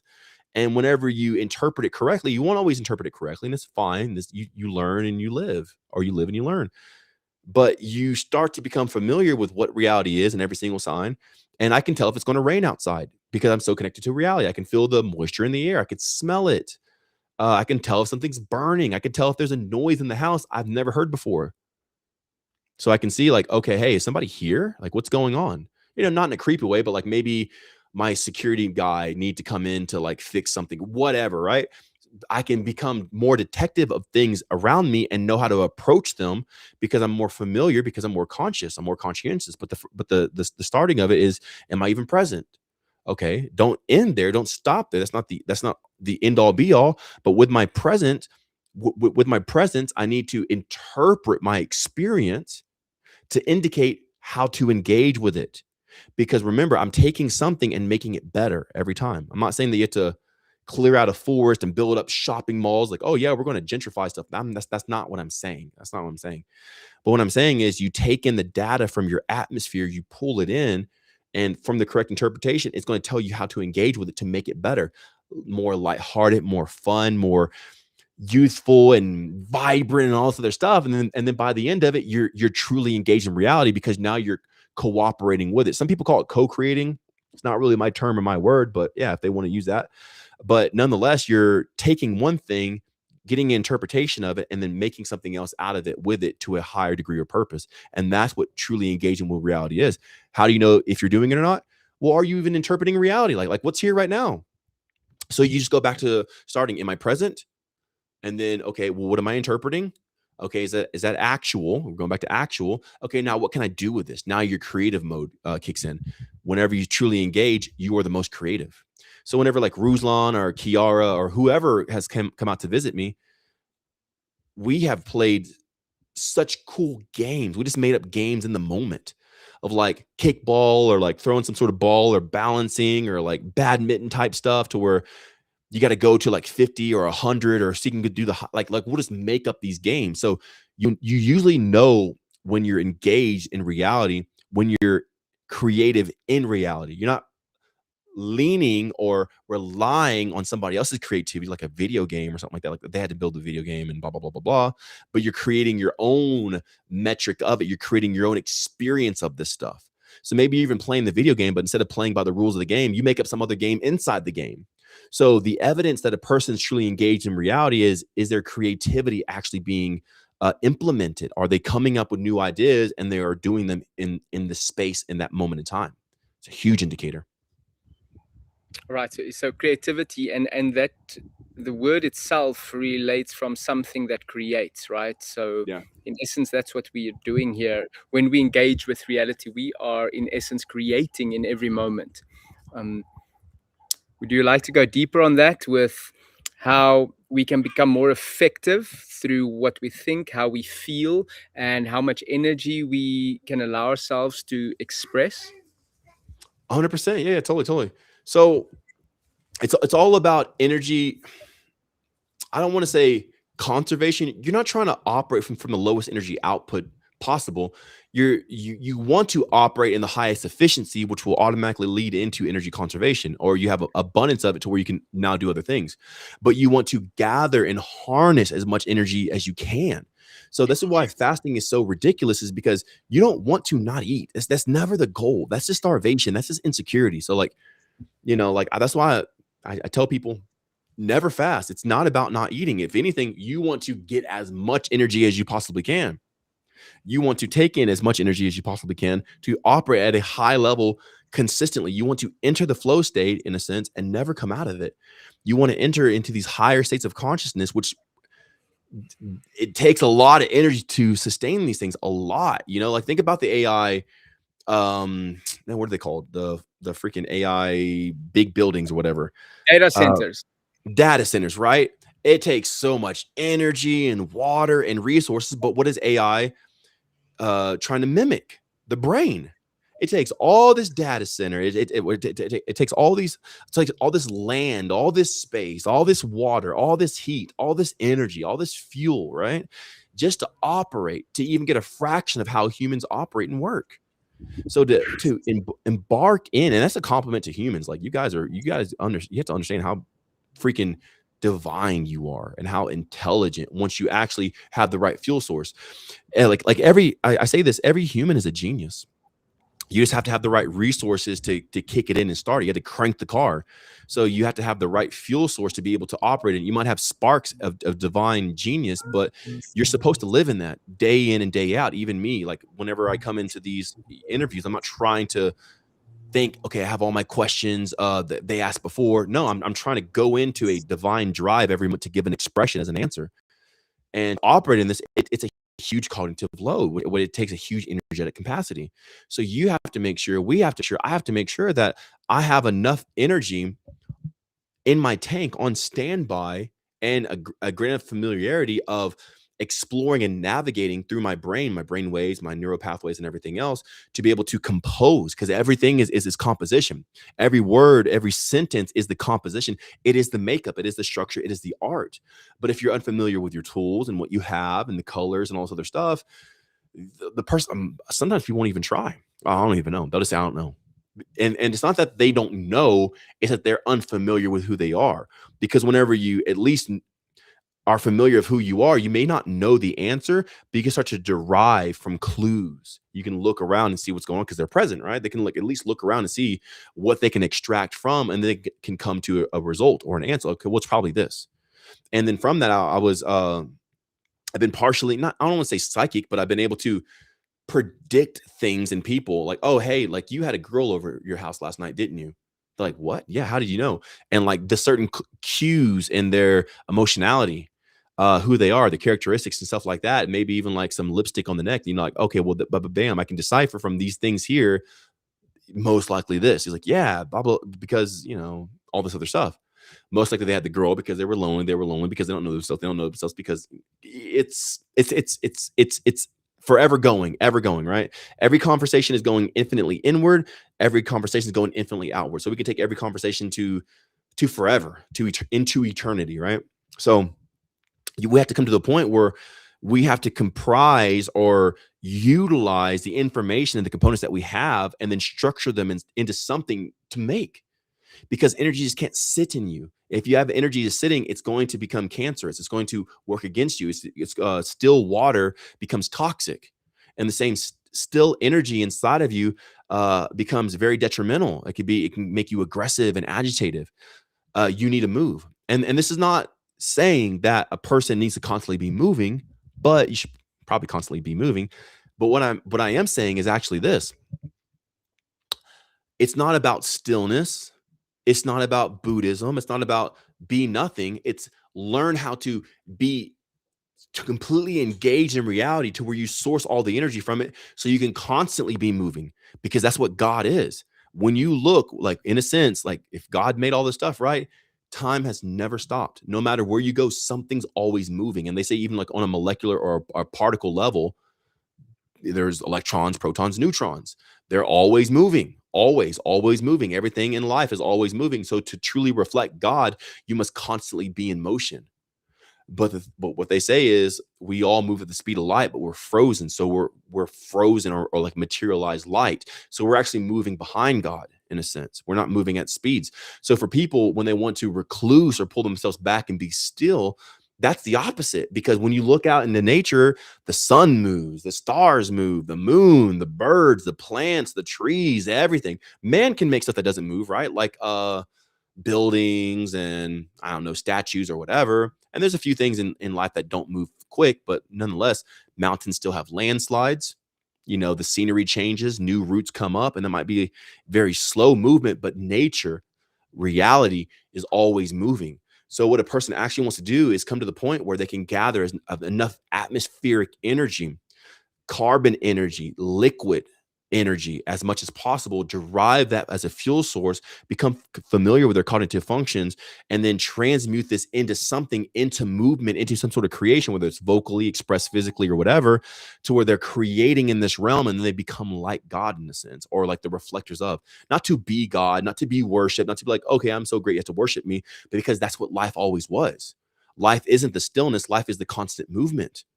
Nothing in life stays still. Like, even if something's staying still, its heart's still beating. You're never still. I don't care how still you try to be. Your heart will still beat. Your heart will still beat for you, and you have no true control over it. You can't truly stop your heart from beating. It may beat slower, but you'll never stop it from beating, because the creator who made you made safety mechanisms that even if you try to put all this punishment on yourself and say, oh, I need to be punished for my sin, I need to sit here and not move and all this other stuff, even your heart will beat, because the creator, the maker of all things, wants movement in reality, because movement creates magnetism. Magnetism creates the energetic field that's drawn to you, which gives you more energy to fulfill the purpose of living, which is to be expressed fullness in the energetic purpose of this entire realm, which comes through creativity and engagement. So Sure. easy. Yeah. Yeah, engaging with reality, it's such I mean, you went quite deep there. You mentioned consciousness, right, a few times in our chat, and you mentioned creativity and movement, and I want to come back to purpose. You said our purpose is to be alive, and obviously knowing you through the Discord and through the guide, you're moving, you're traveling the world, right? And you're eating, and you speak about consuming variety, right? And exposing yourself to all the varieties of nature, right? Not man-made stuff, the variety of nature. How does that um, connect to your purpose? Man, it's beautiful for sure. Yeah, I didn't even factor that in. So Charles, you're like a step ahead of me in like in that realm. I'm always moving. I'm in a new country every few months. I'm in a new house every single month. I'm in a new relationship almost every day. I'm always moving, but that moving has actually kept me young. Not moving in a hustle way, like I have to hustle out of insecurity, but just moving from the establishment of what I am. Okay, I'm here, I'm doing this, and this is just what it is, going with the flow, and per se.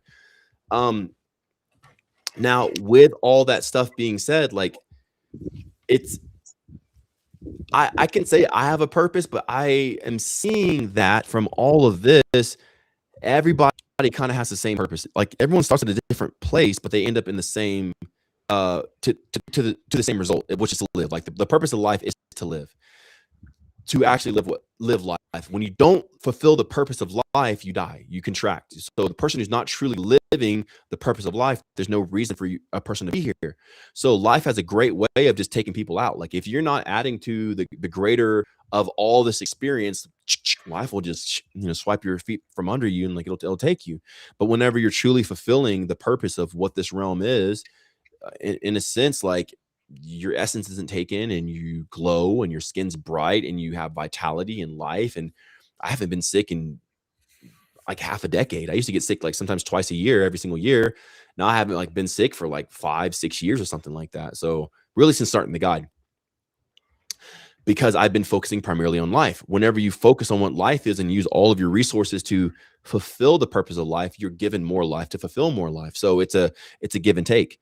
Whenever you eat variety of the guide, you change the molecular influence in your brain and how it works, the coherence and the comprehension, to where you see life every time you consume something differently. That's why in the guide, especially in the Discord group, I tell you like, hey, these specific things, they're not like nootropics or psychedelics or anything like that, but simply different compounds, different shades, different varieties. It's like 80s, I don't know, I think over 80 different types of stokes or something like that, or more. Like, I don't know, like 1,000. That's like crazy. But each stoke has a different benefactor that's going to initiate something in your comprehension of reality to give you a different conclusion or a result.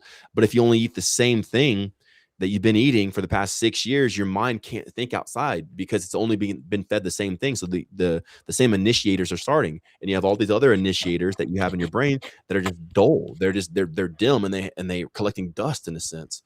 So whenever a person goes into the variety of life, they have a new activator, which gives them a new outcome, which gives them a new perspective. It gives them a new outlook. So the fact that I'm never in the same place twice, I have constantly been moving for the past, really, I've been constantly moving probably since 2011, but it's been ramped up. So I went from 2011, went from Houston to Dallas, and then from 2011 to 14, I was in Dallas to Atlanta from 14 to 21.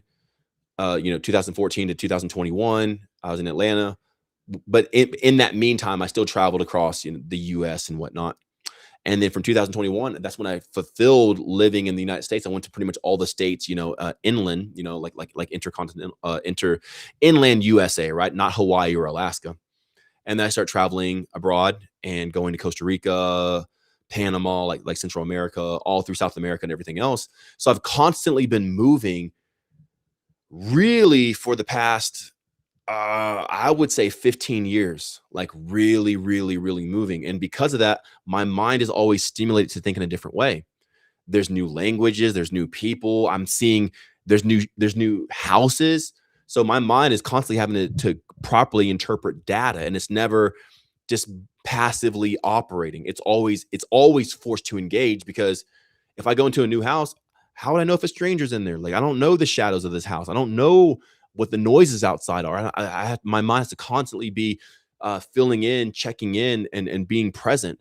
But I'm able to sustain that as well, because I'm constantly taking in new sources of food. I don't stick with the same chicken, rice, and broccoli and everything else. It's always new food all the time, biggest variety, which automatically activates certain ways of thought. This is why cultures who eat this think like this, cultures who eat that think like that. It's not completely dependent upon, but definitely influenced by the type of components that they consume, because it's going to trigger their mind in a different way. When you drink coffee, your mind thinks differently than when you don't. If you intake ginseng, it triggers your mind into a different state. What else? Man, there's so many. Salvia, that's one thing there. I'm not even talking about like, smoking or anything else. I'm talking about like even just consuming these things.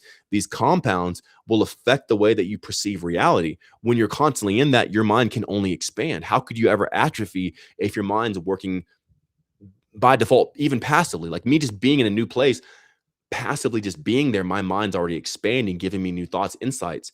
I will usually have a more refined perception about something that's maybe a new topic than the person who's never left their hometown, has eaten the same thing over and over again. Now, they may have a deeper rooted understanding of something, but I'm have a greater array and a vastness to the way that I'm able to think, which is usually why people want to interview me or talk to me and all this other stuff, because I'm not just traveling to travel. I'm not traveling to be a tourist. That's one of the main things I share. I don't care about your sightseeing or your monuments or anything like that. I'm there to literally absorb all the energy. So that way, when people ask me questions, I give answers they've never heard. Because as I'm going through reality, I'm like a hurricane. I'm just sucking up all the resources I possibly can, gathering as much energy. I'm directing it towards my cognitive functions. Now, whenever I output or I say something, people are like, I've never heard that before. Well, I had to travel through Malaysia and Colombia and all through the Americas and put myself in situations and be, in all these different things to even come to the point where I'm saying this. It's a product of everything behind me. So everything coming out presently is because it's an accumulation of everything I've experienced behind me, which comes to this most refined point. So we have this variety in our life with the food that we eat, the people that we're around, and everything else. So we can intake as many activators as possible cognitively. So whenever we perceive something, we have more factors that we can include, more perceptions and dimensions that we can look at something. Like if I put, here's one of the best things. Hey, can I see a phone or a notebook? This is going to be perfect. I love this. I'm going to go ahead and give you guys a little brain teaser here. So stick with me. I'm going to put this up and you tell me what this is. So if I put this up, I want you guys to tell me what it is whenever you see it. All right, cool. Perfect. What is this? Can you guys tell what this is? Can you tell? Charles, can you tell what that was? Yeah. What was that? Do you know? It's a pink number 9 on a white background on your phone. Is it a 9 or is it a 6? Yeah, or a 6. Yeah. Depends on how you hold the phone. Is it a 9? Is it a 6? Is it a B? Is it a lowercase e? Whenever you see and you have different triggers throughout your life, you can see it in different dimensions. Ultimately what it is, it's pixels on a phone. That's what we're really looking at. But the interpretation of what we're getting from the structuring of those pixels can make a lowercase e. It could be an e. It can even be something outside of the numerical system. But because then we understand that, okay, well, the camera also has reflection in this and that. So like it's a reflected image and all this other stuff. You can factor in what it is to its closest proper interpretation. And the closer you get to what it actually is, the more extraction you can get from it. And whenever you extract something from it to its greater degree, you have a greater effect in reality without having to put out any effort or energy.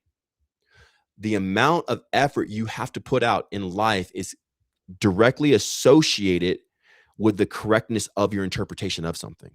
This is why we say the term work smarter, not harder. Whenever you see that this is needing to be done, if you don't know how it's going to be done, you're going to lift the boulder and take the boulder up the hill. But when you understand, like, okay, well, we have cars, we have donkeys, even we have wheelbarrows. So even if we're not using a car to take it up the hill, we could put it in a wheelbarrow and just wheelbarrow it up the hill. But if you haven't been exposed to these things, it makes life so much harder. Well, there's a certain passive activation that happens in your cognitive functions by just putting yourself in a position of new energies that you never experienced before. If you induce yourself in these in these energies, it might become overwhelming, and you might get overstimulated. Like if I just dropped a person, maybe like they live in the USA or maybe like South Africa all their life, right? And I drop them into Thailand, like Bangkok. That may not be the best thing for them. They may get like overfried, like sensory overload. But if I slowly progress them more and more into the Asian culture and stuff like that and build them up they're able to modulate themselves in a correct manner to where they can operate and function properly without any sort of hindrances. When they're in that state and in that relaxed state, they can then absorb the energy of that specific region, that area. And now they're going to have that Thai influence move through them. And now they're going to have another established or like an installed point inside of their cognitive functions to operate in to where if they go back home, other people won't even be familiar with. So they can, in a sense, run laps around them in a specific way. Now, it's up to the person individually to understand what that energy unlocked within them. But nonetheless, when you put yourself in these exposure points, it unlocks different metrics within inside of you. You can do this passively without having to put yourself in bad situations. I'm not saying go walk down the alley of a dark or go walk down a dark alley that's dangerous to put yourself in a new situation. I'm just saying even changing one thing in your environment, changing where your apps are on your phone. You can even change the placement of it's going to trigger your brain to expand passively as you just operate and maneuver to continue expanding into reality. And then from that, it's going to cause you to engage in it, but you're also going to receive energy back from it, which is going to give you a greater, grander outlook and scope of what this realm is, even from the simple things. And that's how important it is to have variety constantly throughout every day and every moment of your life. No 2 days should ever look the same. That's why I say don't do a schedule, don't have a routine. Always change your day up and allow it to be. And whenever you do that, it starts to flow effortlessly. And whenever it flows effortlessly, you get to keep all this energy. When you keep the energy, you stay looking young and powerful and fresh.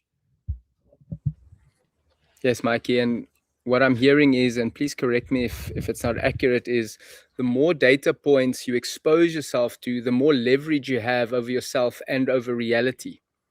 Right. And that's one of the things that we get from the guide is there are so many new experiential data points that give us, once again, so much more leverage over our own energy and our relationship with reality that it really makes things easier. Like you said, if you work smarter, not harder, and you become way more energy efficient.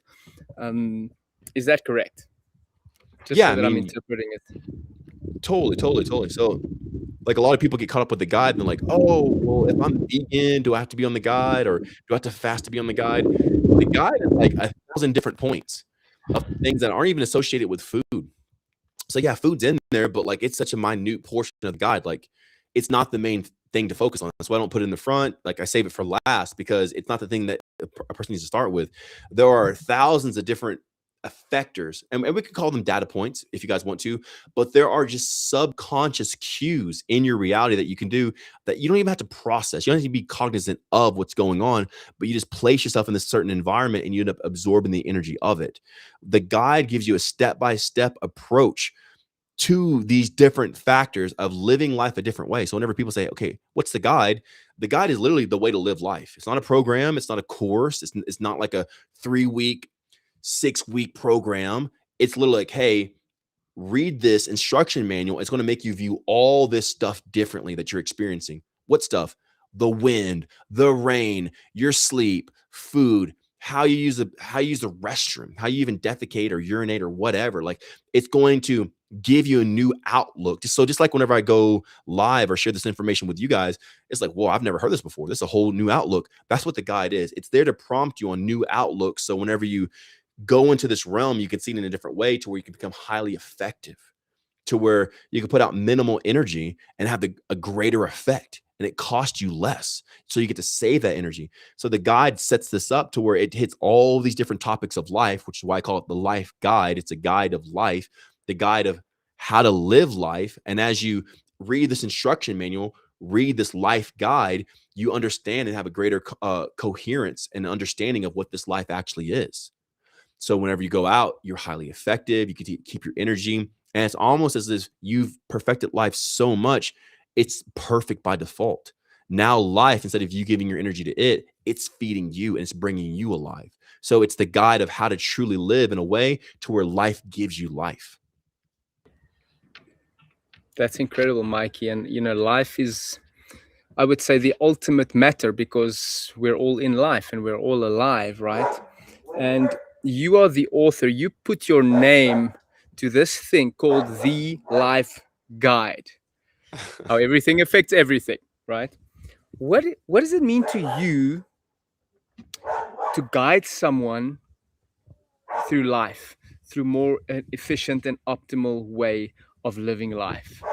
Because you do that with the community, you do that, but you did it by authoring the guide, you do it through the Discord community. But what does that mean to you? That's a very beautiful question. So we can even have this as like the last question before we actually start answering the question from the audience. But Charles, I want to thank you so much just for being here, asking all these great questions. This has been amazing. Like this charged me up, bro. So like I feel even more ecstatic after this. So like I love you. This is awesome. And then after this, guys, if you want to, you can start dropping your questions down below, and Sasha's going to read them. She's going to pull them up the screen, and Charles is going to read them, and we're going to get into audience questions and everything else. So, man, what does it mean to guide people through life? It primarily means this: there's a way to live, and there's a way not to live, and it is very apparent. Okay, so there's very obvious things of like how not to live, right? So, don't hurt yourself. Don't jump off a building. Don't walk in front of a speeding car or a bus. Those things will stop you from living. Like there's very apparent things. If you do that, you're gone. Okay. So if that's accurate, then the opposite is true. There are very apparent things that will extend your life or give you more life and everything else. So the life guide doesn't really focus on death too much. We don't talk about like the avoiding death guide or like no death or this and that. No, we focus on our North Star. If we focus on life, then that will automatically show us what's not life, the anti-life, right? Which is contraction, death. So there's no such thing as death. There's just not living. This is why healing really isn't the thing. I don't talk too much about healing. I touch on it because it's a very familiar term, but there's things beyond healing. Healing is kind of a myth as well, because you don't really heal. You just start living again. And once you live, that's the components of what you're made of. So the sickness, the illness just goes away by default. So it's not a healing, it's just living again. So whenever you live and you live life, you get more of it. So there's these certain steps in the guide that lead people all throughout it to get life from everything that they do. So I show you how to get life from the way you sleep, your relationships, being outside, breathing, eating, stretching, moving, operating with time, and all these other things. So there's ways to get life out of everything that you do. That's why I say there's like 1,000 points in there. Like somebody who says like, oh, hey, I read the life guide and I'm done with it, and they got it like 3 days ago. I'm like, no, it will probably take a person well over a year before they can fulfill all the life guide, because there's so many things in there. There's literally like 1,000 different things that you appropriate yourself or like attune yourself to where you can extract life. So I'm showing people how to extract life out of every single moment, out of everything that they do. So if it's a matter or a topic of life itself, usually the life guide will cover that thing. And if it's not in there, it's probably showing the irrelevancy of it. So like working out and stuff like that, it's not really in there because you don't need it. Because whenever you go to the gym, you actually give your life to it. That's why it really draws the energy from a lot of people. So the life guide focuses on all these things. So in every moment, every unit, every interaction, every action, you can extract the greatest amount of energy from these things, so you keep your vitality. So you're not doing it to stay young or get muscles or just have energy. You're using it so you can live into the divine being that you are. It takes a lot of resources to be divine, right? Like if you're sick and you're in the cancer ward and you're on your deathbed, you probably have low energy. That's probably not as divine as you could be, right? I'm not hating on anybody who might be in that situation, prayers out for them and everything else, but like the person is closer to contraction than they are expansion in a sense, at least in this realm. But whenever you do have all these resources handy and you understand, like let's say this, if a deity or a god came into this realm right now, they would know how to utilize every single metric and iota of energy in this realm, and they could create energetic things. They can create energy weapons, energy tools, energy structures and buildings. They could probably direct lightning and freeze lightning in the sky to where it's a permanent artismal in the sky, or some sort of like creation from themselves. Like they would have a greater understanding and ability in this very specific realm. But guess what? For that deity to exist and have that comprehension, it would take a great source, a great energetic source to be able to sustain it. A lot of us have had moments of epiphanies and revelations that have led to sparks and bursts of like ideas and like great genius moments. Well, that's the evidence that that's a state that you can operate in. And I believe that you can stay in it and never have to come out of it. Well, how do you do that? You do that by gathering and harnessing as much energy as you possibly can from the realm that you live in and the way that you live, maneuver, and operate. And then whenever you can source all of that, you live in this state and you never come out of it. Then you start living divine in day-to-day reality all the time divine, and you never come out of it. All the time divine, like you just stay in divinity all the time divine. And that's what the life God leads you into, the harmonic state. So when a person's able to source all that energy and have it, they live this expansive creative life to where they may not be like me, to where they go live and talk to people socially, but they rise to such a high state in their life. Their body becomes symmetrical. We've had people have like almost like reconstruction in their skull and everything else from like living this type of way, where they were asymmetrical. Now they're symmetrical. Not only me, but other people have grown muscles. Patrick, he was on live the other day. He's grown 15 pounds of muscle since being in this type of life. No working out, no protein powder, no TRT or hormones or anything like that. A person who had Tourette's, he reverses Tourette's, PCOS, PMOS, all the stuff has been reversed because people are just living life. When you live life, you become divine. When you're divine, you're not sick. You're not lethargic. You're not tired. You're not uncreative. You're not damp. You're not wet. You're not dim, but you're brilliant and you illuminate and you shine. It's so obvious. All the world sees it. So I'm bringing people into a greater luminosity within themselves by the way that they live, by showing them these simple steps that they can apply day to day. It's not religious in any manner. You can believe in any religion you want to. It does not matter, because it's literally saying, hey, when you sleep, sleep like this. It's not a prayer. It's not anything like that. When you drink like this. When you eat like this. When you go to the toilet in this angle and do all this other stuff. So it's literally like basic ways to live. When you brush your teeth, brush them like this. And I've had people who were like even in their 60s who were like, dude, no one ever taught me how to brush my teeth. And for the first time in my life, I'm actually brushing my teeth correctly, and I can feel it. I can feel the difference. We've had people who have their teeth regenerate, cavities have filled in, gingivitis is gone, halitosis, and all kinds of stuff. Teeth have regenerated, all kinds of stuff. Eyes have gotten wider. The colors has changed. My eyes are now like bluish. They were green, yellow, and brown before. Now they're like still gray, blue. Hair filled back in, all kinds of stuff just from living life, not just existing or, oh, that's the health path. Because health is a myth too. I don't believe in health. I don't believe in healing. But the thing is, I have healed many illnesses and sicknesses because I don't believe in healing. I understand it's a life issue, and I got them onto life. All their stuff, all their illnesses went away by default. But if a person's trying to heal, they're just treating a symptom. There's a deeper rooted issue.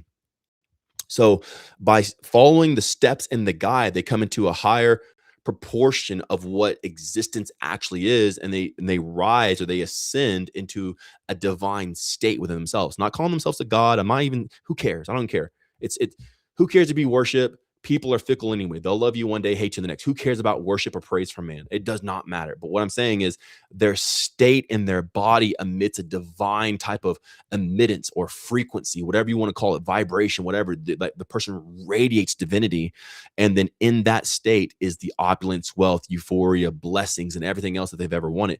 Everything they've ever wanted is in the harmonic state, because the moment that you're in it, you see the block, you remove it. You see what's holding you back, the limiting belief, the self-sabotage, you know how to readjust it. You see the energy, you know how to keep it, all this other stuff. And everything becomes so obvious. You live life on God mode in an easy way. Like it's the easy God mode, because you have all the codes to reality in the sequencing. So that's what it is for me, at least, to lead people into this life.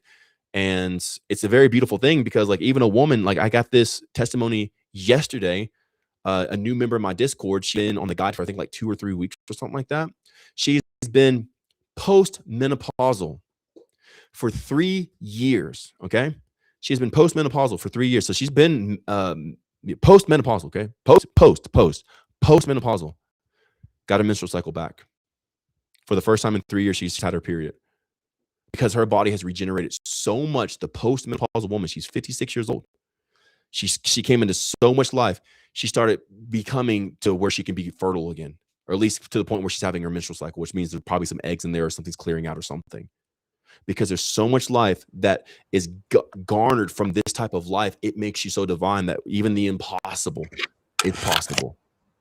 So it's a very honorable thing for myself. It's very beautiful to see it because we're not trying to get postmenopausal women their menstrual cycles back. It's not the purpose. We're not trying to regrow hair. We're not trying to regrow teeth. We're not trying to claim any sort of healing or anything like that. We're definitely not telling people to fast. So definitely eat. To follow the guide, you have to eat every single day. But what we're doing is bringing people into such a divine alignment by very simple things, day-to-day tasks they can do, like very easy things that it's literally bringing heaven on earth in their life. And it's an honor to be the one ushering this in for people. All my people in the Discord are winning. Everyone's getting more money, more success, more health, more beauty, better relationships, and they're just living a whole new life that they didn't even know was possible. So for me, it's an honor, and I love it because this to me is what life actually is. This. People are like, oh, that's crazy. That's unreal. No, this is real life. This is what life always was supposed to be, and I'm glad I found it. Yeah, what a cool answer, Mikey. Thank you. And yeah, thank you for making this available, and thank you for making yourself available, through the Discord, through the live, so that we can interact with you. And even now going live so that other people who are not in the community can see what it's about. They can see the results of it. Yeah. So thank you. Thank you. I love you, brother. What a journey. So I want to share this with you guys. I'm going to give Charles a special link. So if you guys want to get the life guide or join the Discord membership, you can use his code and you get a percentage off, and it helps his channel, everything that he's doing. So Sasha, would you want to share that? It's winning, WINNING. I love that code. So at checkout, you just type in winning and you get a specific percentage off. It gives a kickback to Charles, and it builds his channel up and everything else. So you guys can go and get that on MikeyBreathes.com or theguide.life. At checkout, type in winning in the promo area and you save some money and you help Charles and everything else. So we are about to get into the questions now. So if you guys have any questions for either Charles or myself, feel free to ask it. We're going to pull up on the screen. And until then, Sasha. Okay. Charles, can you see the Instagram at all, bro? No. Can you read it out, Sash? Yeah, I'm gonna have Sasha read this out, and I'm gonna make a little trip. I'll be right back. Give me 1 second, guys. Yes. So maybe Charles, you can probably answer some of these. Okay, let's go. Okay, so what's your thoughts on Reiki? Reiki is, I would say, Reiki, like any other therapy, is an overcompensation. It's a compensation for self-neglect.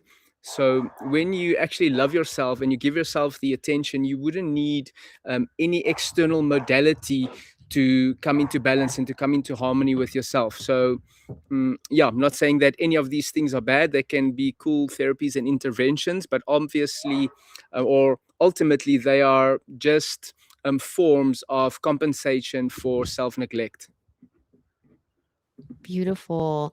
And her drips asked, teeth, do you brush teeth? How? With what? Etc. And what do you think about braces and the metal stripes after the brace comes off? So I never had braces, but in terms of brushing teeth, inside of the guide, we have a recipe that actually regenerates teeth. We've had people, I don't know if you regenerated your tooth, Sash. I remember there being some amazing testimonials of people regrowing their teeth. But yes, ultimately, me. Oh, great. That's so cool. And I mean, I'm loving the toothpaste. My teeth have gone so many shades whiter. My breath, my partner actually said I don't have morning breath anymore. But nice. it's not. But I want to add that that is not just the result from the toothpaste in the guide and brushing teeth in a certain way. It's also a result of eating the correct way as prescribed in the guide, breathing certain ways, how you use the restroom, how you sleep. So, our teeth, there's a lot that goes into the health of our teeth, not just brushing, not just the actual oral care, but there is an amazing toothpaste recipe in the guide that actually helps regenerate your teeth when your body is in the correct state. It tastes great. There's obviously no toxins. Everything is natural. So yeah, you can check it out in the guide. 100%. You said it, you nailed it perfectly, because when you eat the right way, like he just testified that he doesn't have morning breath anymore. So like when you cleanse all of that, it just like clears up in every single way. So that's so powerful. And did you want to add anything to it? No, Okay. you could. Her Drips also asked, what if you're not hungry? Should you still eat? Yeah, you should definitely eat every siness day, even if you're not hungry, because it's not so much about being hungry as much as it is about getting the variety, like we said. Because you're not hungryness is sustaining this state. I'm trying to get you past that state into an evolutionary state to where you expand and you become a whole new type of conscious being, and you need varieties of sources to obtain that. Absolutely. And now Laura asked, what do you think about sound healing? And either of you guys can answer this too. Charles, you want to go in for sound healing? Like your thoughts on it? I think sound is cool. There's nothing wrong with sound. Sound is vibrations. We live in this reality, but when you go for any sort of healing modality, it means you're compensating for some sort of self-neglect. I don't know if you want to add to that, Mikey. I mean, that's perfect. You said it. So like, you only need to heal with sound. It hurt. So stop hurting yourself. You come into a conscious degree. And instead of sound healing, you can activate certain triggers or thoughts with sound, like we have with the theta meditation in the Discord community. And now you're using sound not to heal, because healing's backwards. We're evolving into the next. So it's like, healing is playing catch up. So Charles, that's perfect. And then Tim True asked, Mikey, did you build your physique and then figured about no food, etc., or just got ripped by not eating? I definitely still eat food, and I'm against not eating food, and I'm not a no eater. I just haven't eaten yet. I've gone many days without eating, but I'm not eating, if that makes sense. So like, I don't deny food. It's not that I don't eat. It's just that I've come to such a great expanse to where I haven't eaten in a roughly long amount of time compared to any other person. So with that being stated, my physique has been on and off all of my life. I developed gynecomastia at the age of 9. And then from there, it drove me to push myself and do all this other stuff to try to get rid of it without surgery, to no avail. And I would gain weight and lose weight and all this kind of stuff. And then since being on the guide, whenever I first got into the guide, I was 260 pounds roughly. And I went from 260 to like 190. So I got like super like thin and frail. And then from just continuing the guide, now I rose today. I'm like 215, 216 pounds. And I don't do any sort of extracurricular activity. You guys see me kick the soccer ball sometimes and stuff like that, but I'm not out there doing pull-ups or running marathons or lifting any weights or stuff like that. I might climb a tree or whatever, but that's like once in a blue moon. Ultimately, the guide has given me the awareness to give my body what it needs to expand itself. And the results that you see today are simply from following the guide. It's not about not eating. I look like this when I ate every single day. Like I was just, if not more. Here, I'll show you guys a picture real quick before I move on, but it's not about not eating. I'm going to show you what I look like when I eat every single day. Because people think like, oh, he looks that ripped because he hasn't eaten in so many days. It's the opposite. I was like this before I started doing that. And then after I prolonged my eating times. So I'll show you guys real quick. I'll pull it up here. So ultimately, it's not that you can eat every single day, kind of like Ruslan, right? Ruslan lost over 30 pounds simply by doing the guide. And he eats every single day, big meals. Your weight has nothing to do necessarily with eating. Your weight has everything to do with harmonization and balance. because if you have a bunch of toxins in, because like there are people with thyroid issues, they eat like 700 calories, they'll still blow up. It's not a caloric matter. It's not an eating matter. It's not coming into total alignment with all of your life. So this is me before the guide on the whatever it is for you guys. And then this is me 6 months in the guide with a yellow short, but I ate every single day and I'd eat a lot of calories, sometimes 4,000 or 5,000 calories a day. So this is me here. I don't know if you guys can see that, but I know there's a lot of glare, but so this is me like 255, 260 pounds. This is me like a little bit under 200 pounds, maybe like 200, maybe even 201. But I was that ripped and that shredded eating every single day. So I was ripped on the guide, still eating. So not eating has nothing to do with the definition. There's a higher thing I'm trying to show you guys. So you can still eat every single day and still be ripped. But once you execute on the guide, you find out there's greater importance besides being ripped or not. The muscles like Charles has, he's in the best shape of his life. Me, I'm in the best shape of my life. Everyone else, Ruslan and Patrick and everybody, Steve, the dudes, even like the women, you know, Sashley and Roro and everybody, right? Once you actually come into the guide, you see there's greater things than just physical aesthetics. And when you embody that, you get the physical aesthetics as a gift. It's almost a byproduct. Like I had the body, it's just like secondary. Like this came because I lived this guide, but it wasn't what I was pursuing. So Harmonic Blueprints asked, I'd like your thoughts on sleep related to energy and its true purpose. Sleep related energy? Yeah, if you have a I guess greater context on what you mean by that, I'll share. But we could talk about sleep and energy. Charles, you want to open it up? Sleep and energy, like thoughts on it and its purpose? Yeah, well, sleep helps us regenerate. It's that simple. You know, when we sleep, our brain gets rid of toxins. Our subconscious mind actually processes emotions and all sorts of stuff. So sleep is very important. It's like breathing. Not as important as immediate, but sleep is extremely important. And in the guide, you actually learn how to sleep to the max, to the best, the most efficient way of sleeping. That is awesome. So he said it just like that. Like when I sleep, I go into deeper realms and it helps me merge with my subconscious. Because that's ultimately what you want to do. You want to bring heaven to earth. And you want to bring your subconscious to your conscious. And whenever you sleep, like the way that the guide says, like and even like Charles, like you get into a greater state of regeneration, detoxification, and everything else, and you become a whole new person just from the sleep that you get. You can tell if a person hasn't had sleep or not. They get angry. There's a lot of angst. They get anxious. A lot of A's, right? But when they get sleep, they look rested. You can tell they glow. Well, sleep is a huge proponent of what you're about to experience in that day.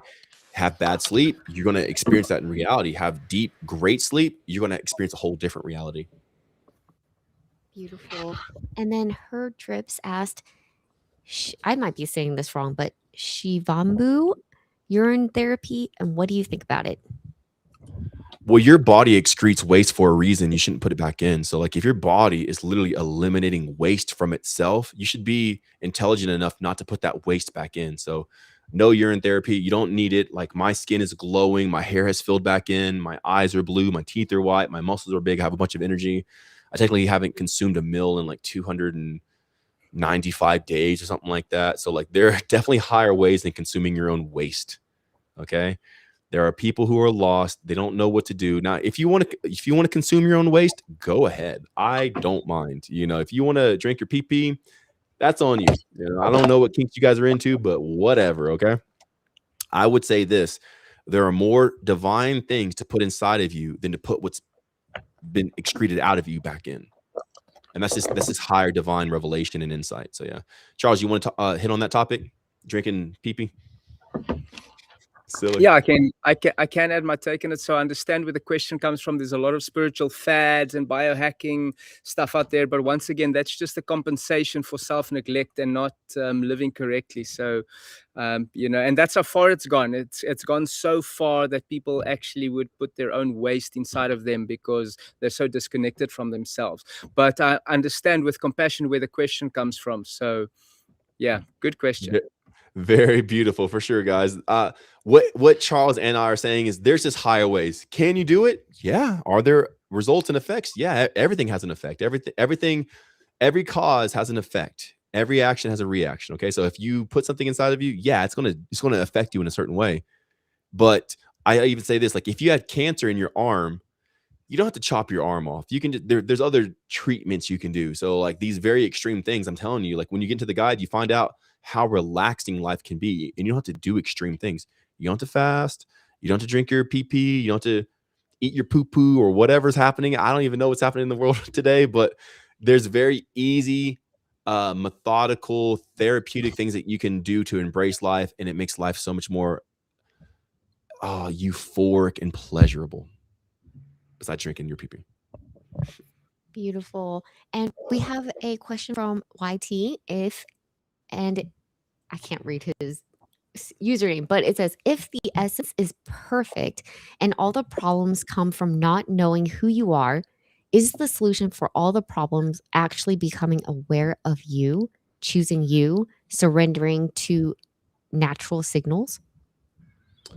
This is really cool, and I'll definitely let Charles talk on this as well. But there's a couple things I just want to ask reading this question, right? If the essence is perfect and all the problems come from not knowing who you are, I like by essence, are you saying like if our soul is perfect? Is so just like give me context if you're talking about something else. But the problems do arise from us not knowing who we are, what we're in, and what this life is. So it's a little bit deeper than not knowing who we are. So you have to know, well, what is reality? What is life? What is a hot stove? What is a fire? What is a jaguar or a leopard? Should I go and touch that thing? Hey, what's a snake? So it's not you just knowing you. It's becoming conscious about all of reality. So as you heard, time has conspired and everything else. You have heard Charles and I both talk about coming to the fullest realization of everything in reality, not just self, but everything, to know what everything is. When you have an understanding of what everything is, you can navigate through it so much easier. So like, yeah, there is an essence about knowing who you are. He said everything as far as the essence. It's all good, but if you could put it back on that right there. Problems, it's not that they come from not being aware of who you are, but they come to show you what you've been choosing. They show you who you are. This is why problems aren't bad. They're actually a benefit. The problem is there to get your attention, to show you, hey, you've been making this choice. They're not bad. They're not negative. You're not even trying to rid yourself of problems. You're actually trying to come into the realization that there's problems even in your life. Most people have accepted a very mundane life, and they're okay with that. Well, that's fine and everything else, but you can live a higher degree of reality, a higher, greater experience. But if a person's not even exposed to that, they will just accept life as it is, and they'll live in a specific state, but with that state becomes a lot of chaos. So problems are usually considered, or chaos is usually considered a problem. So it's not that it's a problem, it's that you weren't expecting it, or it wasn't met to your desire or your expectations. But problems, when you truly see what they are, it's not chaos, it's what you actually chose. You chose that thing to happen, or whatever, car wreck, incident, whatever. So when you see that problems are actually relaying to you who you are, what you've been choosing, and what's even going on in your reality, you can ride that. You can live from the script of it. And whenever you do, you can find out who you are more. So it's not because of your unawareness towards yourself. It's to make you more awareness of yourself. Yeah, because you're unaware of yourself. But ultimately, everything in life is trying to reflect you back to you. So you don't have to surrender. One thing I definitely want you guys to keep in your terminology or take out are embracing versus surrender. You're not here to surrender to. You're not just going to like give up the will and like let life just drive for you, but you're embracing and engaging with life. You're not surrendering, you're not falling or succumbing to or some sort of negative term, but you're engaging with life. You're connecting with it, you're fusing with it, and you're becoming one. So you're becoming aware of what the signals actually are in your body or in your environment, just to get the feedback of yourself. And guess what? If you're okay with it, you can stay there. Because the signals and the feedback and the indicators aren't there for you to change per se. They're there just to show you and confirm who you are. And if you're cool with who you are, you'll keep getting that signal. But if you're not cool with who you are and you get that signal, and you're like, oh, okay, this is telling me this is who I am, you can change it, and then you'll start getting different signals. Charles, would you like to tap on that or like hit it at all? Not at all, Mikey. That's it. There's more to just knowing self. It's knowing that we are in relationship with what's going on here. So yeah, beautifully put. Yeah, let's go. Awesome. So he also said, "Can I interview you?" Oh, did I show it? Can I interview you? I have 10K subscribers as well as an author of 3 books and about self-realization. Where can I contact you? So this is Jelogen. Am I saying your name right? Vojelogen? Okay, cool. Yeah. So anybody who is in my Discord can hop on with these to interview me. So either join the Discord community through that way, or if you have a podcast. So if you already have a running podcast, you have been putting out episodes, you can bring me on your podcast and everything else. But if you want to do this specific interview, we reserve this for our Discord members. It's one of like the perks of being a member and everything else, along with a lot of other stuff. If you're an annual membership holder, you get the guide for free, the meal plan for free. If you have the Discord membership, you get updated copies of the guide. So every time we make updates to it, you get those included. You get training videos, the community, and everything else. And you also get to interview or like have a conversation live with me as well. But if you are not in the Discord community, another way to do that is to have a podcast, a running podcast, who you've been putting out episodes and everything else. But yeah, if you want to hit me up on Mikey Breeds, stuff like that, you can talk to the beautiful, lovely Sashi, who's been reading off camera, and she will definitely get all the information and we can connect that way. Love you. Beautiful. And then on IG, Wosha asked, "Are you on liquids or just ether/prana?" Right now I'm on a pillow sitting on the floor so my butt doesn't hurt. That's what I'm on. But yeah, I drink liquids. Yeah, I mean liquids are here, but I also eat and stuff like that. So the ether prana. So people get it contorted or they get it twisted. Like, okay, if you're intaking air, then that automatically means don't eat food. That's not what it is at all. It's not even close to that. You want to get all the different, like Thanos, right? In Marvel's Avengers, he didn't just live off of the reality stone or stop at the soul stone. He got all the stones. He got all the infinity stones. He wasn't just like, okay, just ether, because that's the limiting way to live. You want to get everything. You want to eat, you want to drink, you want to breathe, you want to get the charge, the field and everything else. So it's not that, okay, Mikey's just living off of air. I do breathe. I even have an oxygen tank behind me. I don't know if Blake can pull it up. You want to pull it up real quick? And then, guys, if you have any questions for Charles, go ahead below. If not, I'll go ahead and relieve him of duty. This has been awesome after this. But if you guys have any questions for Charles, go ahead and drop it down below and we'll get to that. But I have an oxygen tank here. So it's not that like I'm just intaking air. Like literally, this is the pure oxygen. But I'll also drink. I'll drink liquids and juice and this and that and all these different things. Thank you, Lay. So you want to get all the different types and sources of energy as possible and not limit yourself to one. Bring it back to a reference like the Avatar in the Last Airbender and stuff like that. He didn't have one element. He mastered them all. He had the fire, the water, the earth, air. He had all of them. In the same way, you want that. You want to try to get as many sources of energy as possible from the sun, the air, the food, the liquid. And whenever you do, you have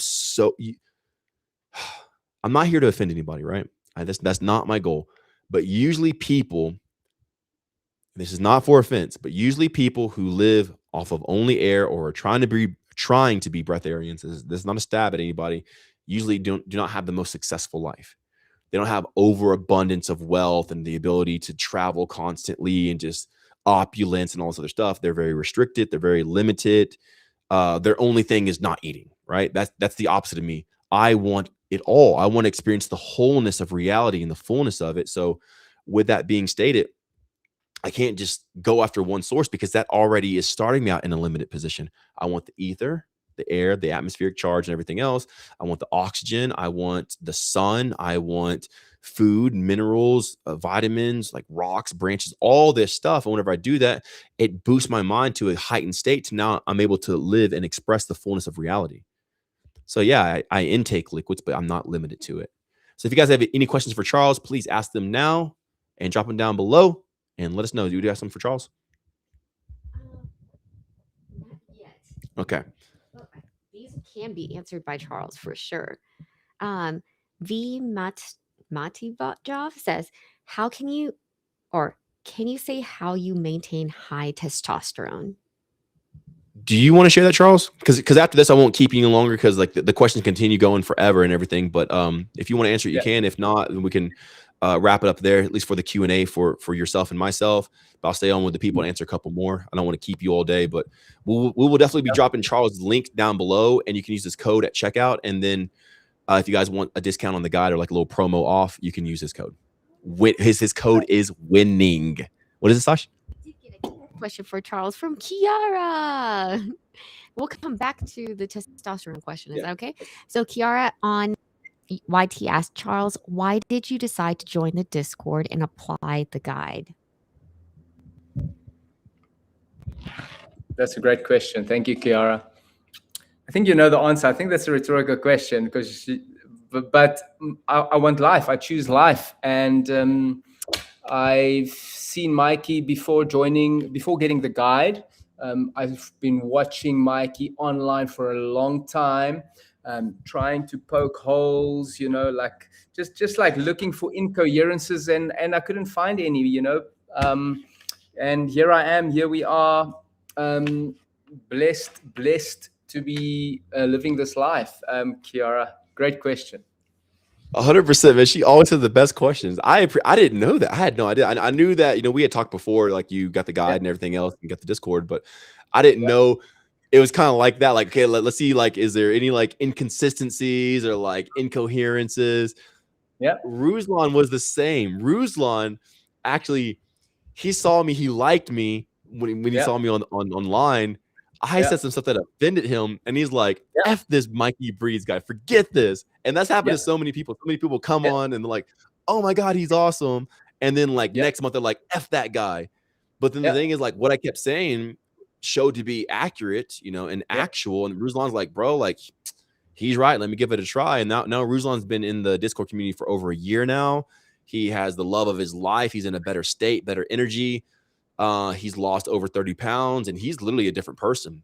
Because for one, like the all honor to him and like reverence, like he was just like yourself, willing to be transparent and be like, bro, I was offended at you. But like he got over that offense, and now his life is like uncomparable to his former life. Like he has love of his life. He feels so free. There's so much more joy. And I know the same has happened to you, and like even more coming. So like, Charles, I love you, man. Thank you so much for just being here, being part of the family, being on the live today, showing up for yourself, and just being willing to partake of this life, man, because it really is again, if I find something better, I'll share that with you guys. So far, this is the best thing I've ever found. I've been searching for 31 years. So it's an honor to have you here. Yeah, thank you, Mikey. Thank you for your time. I just always choose the best thing, and this right now, it's the best thing I've ever come across in terms of giving me more life, more health, more wealth, success. So if anyone is watching this and you're considering it, go through Mikey's stuff, look at the Coherence, and we look forward to seeing you in the community and part of the family. Mikey, thank you. I'm going to bounce. Sashi, thank you. I'm going to bounce. I've got a meeting at 1 o'clock. Love you guys. Mikey, I'll see you on Wednesday. I'm looking forward to that. So much. Real quick before you go, can you tell people where they can find you at so they can connect with you? Charles Veyer. I'm on Facebook, Instagram, TikTok, YouTube. Just look me up and come say hi. I love you. Awesome. Love you, man. See you soon. Thank you so much. Love you. Hey, bro. Bye. All right. So the testosterone, huh? Yeah, we're going back to that question. Yeah. Okay, cool. Now I can just be like as direct as possible. Because I want to keep the ball in a nice court whenever I'm have guests on and stuff like that. So Charles nailed it, man, in so many different ways. Really, really thankful to have him on. Like those were some great questions for sure. Definitely like a new realm of like embrace. Kiara always has good questions too. Okay, cool. So the question is like, how do I monitor testosterone or keep it high or something like that? Yes. How do you maintain testosterone? How do I maintain high testosterone? Well, I was in a very estrogenic state previously in my life, and I gained a lot of like body fat and developed gynecomastia at the age of 9, stuff like that. It really, really jacked me up. But now I don't even think about testosterone ever. I'm never thinking about testosterone. I don't monitor it. I don't care about it. It's just an effect. So it's like having testosterone is simply the effect of the state that you're in. So you're not trying to make your testosterone high. you leverage your testosterone as an indicator to give you feedback of what's in your environment and what's actually going on. So I leverage testosterone as a tool, not as a place where I need to be. I'm not trying to get high testosterone. I'm using the effects of my life, like how's my libido, how's my energy levels, how's my muscular definition and everything else, how's my voice. Since being on the guide, my voice has gotten deeper without trying. I'm not trying to make my voice deeper or talk like this. It's just naturally gotten deeper. Like if you look at my old videos, my voice was higher. Like it's just deeper now, but I've also grown. Like I'm taller now. Like, and this is at 37. Like growing at 37. It's not like I grew last year, like, whatever. This just happened like months ago. I grew taller. My voice got deeper. All these things. And it's not because I'm monitoring testosterone. I'm just using everything in reality to indicate to me what I'm embracing. And I monitor that second by second. Great question, though. Yeah, that's beautiful. Tim True said, awesome. Grateful for the deep insight. So guess what you're saying is mind over matter? Sorry. No, not at all. And Sasha, can you turn that off, please? Yes.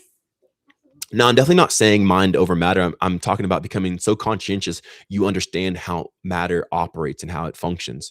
So you're not trying to force believe or try to make something happen by just believing it. This one here.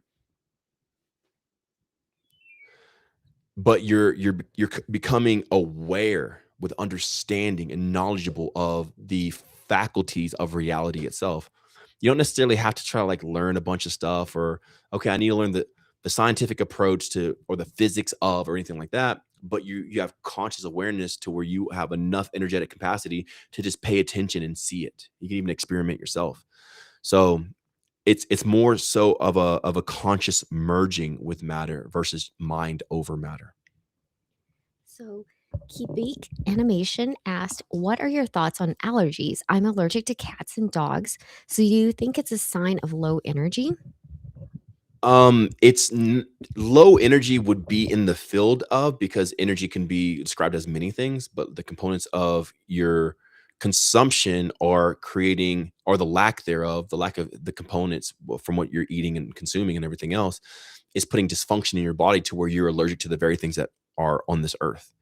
You're allergic to cats, dogs, animals, and stuff like that. When the world is riddled with animals, like there's so many everywhere. How could you be allergic to something that's so abundantly here unless there's dysfunction in you that's making you intolerable to the very plane that you live on? So I would say that that's just an expression or an indicator to you as well, to show you that there's some components missing. Once you actually add those components back into your life, maybe taking some other ones out like toxins and everything else, that's going to regulate or at least build you up to where you're not susceptible to some sort of rejection of, because the allergy is a displacement. It's trying to get it out. So you might break out or you might sneeze or cough or whatever because it's your body trying to get it out because you don't have the ability to cooperate with it.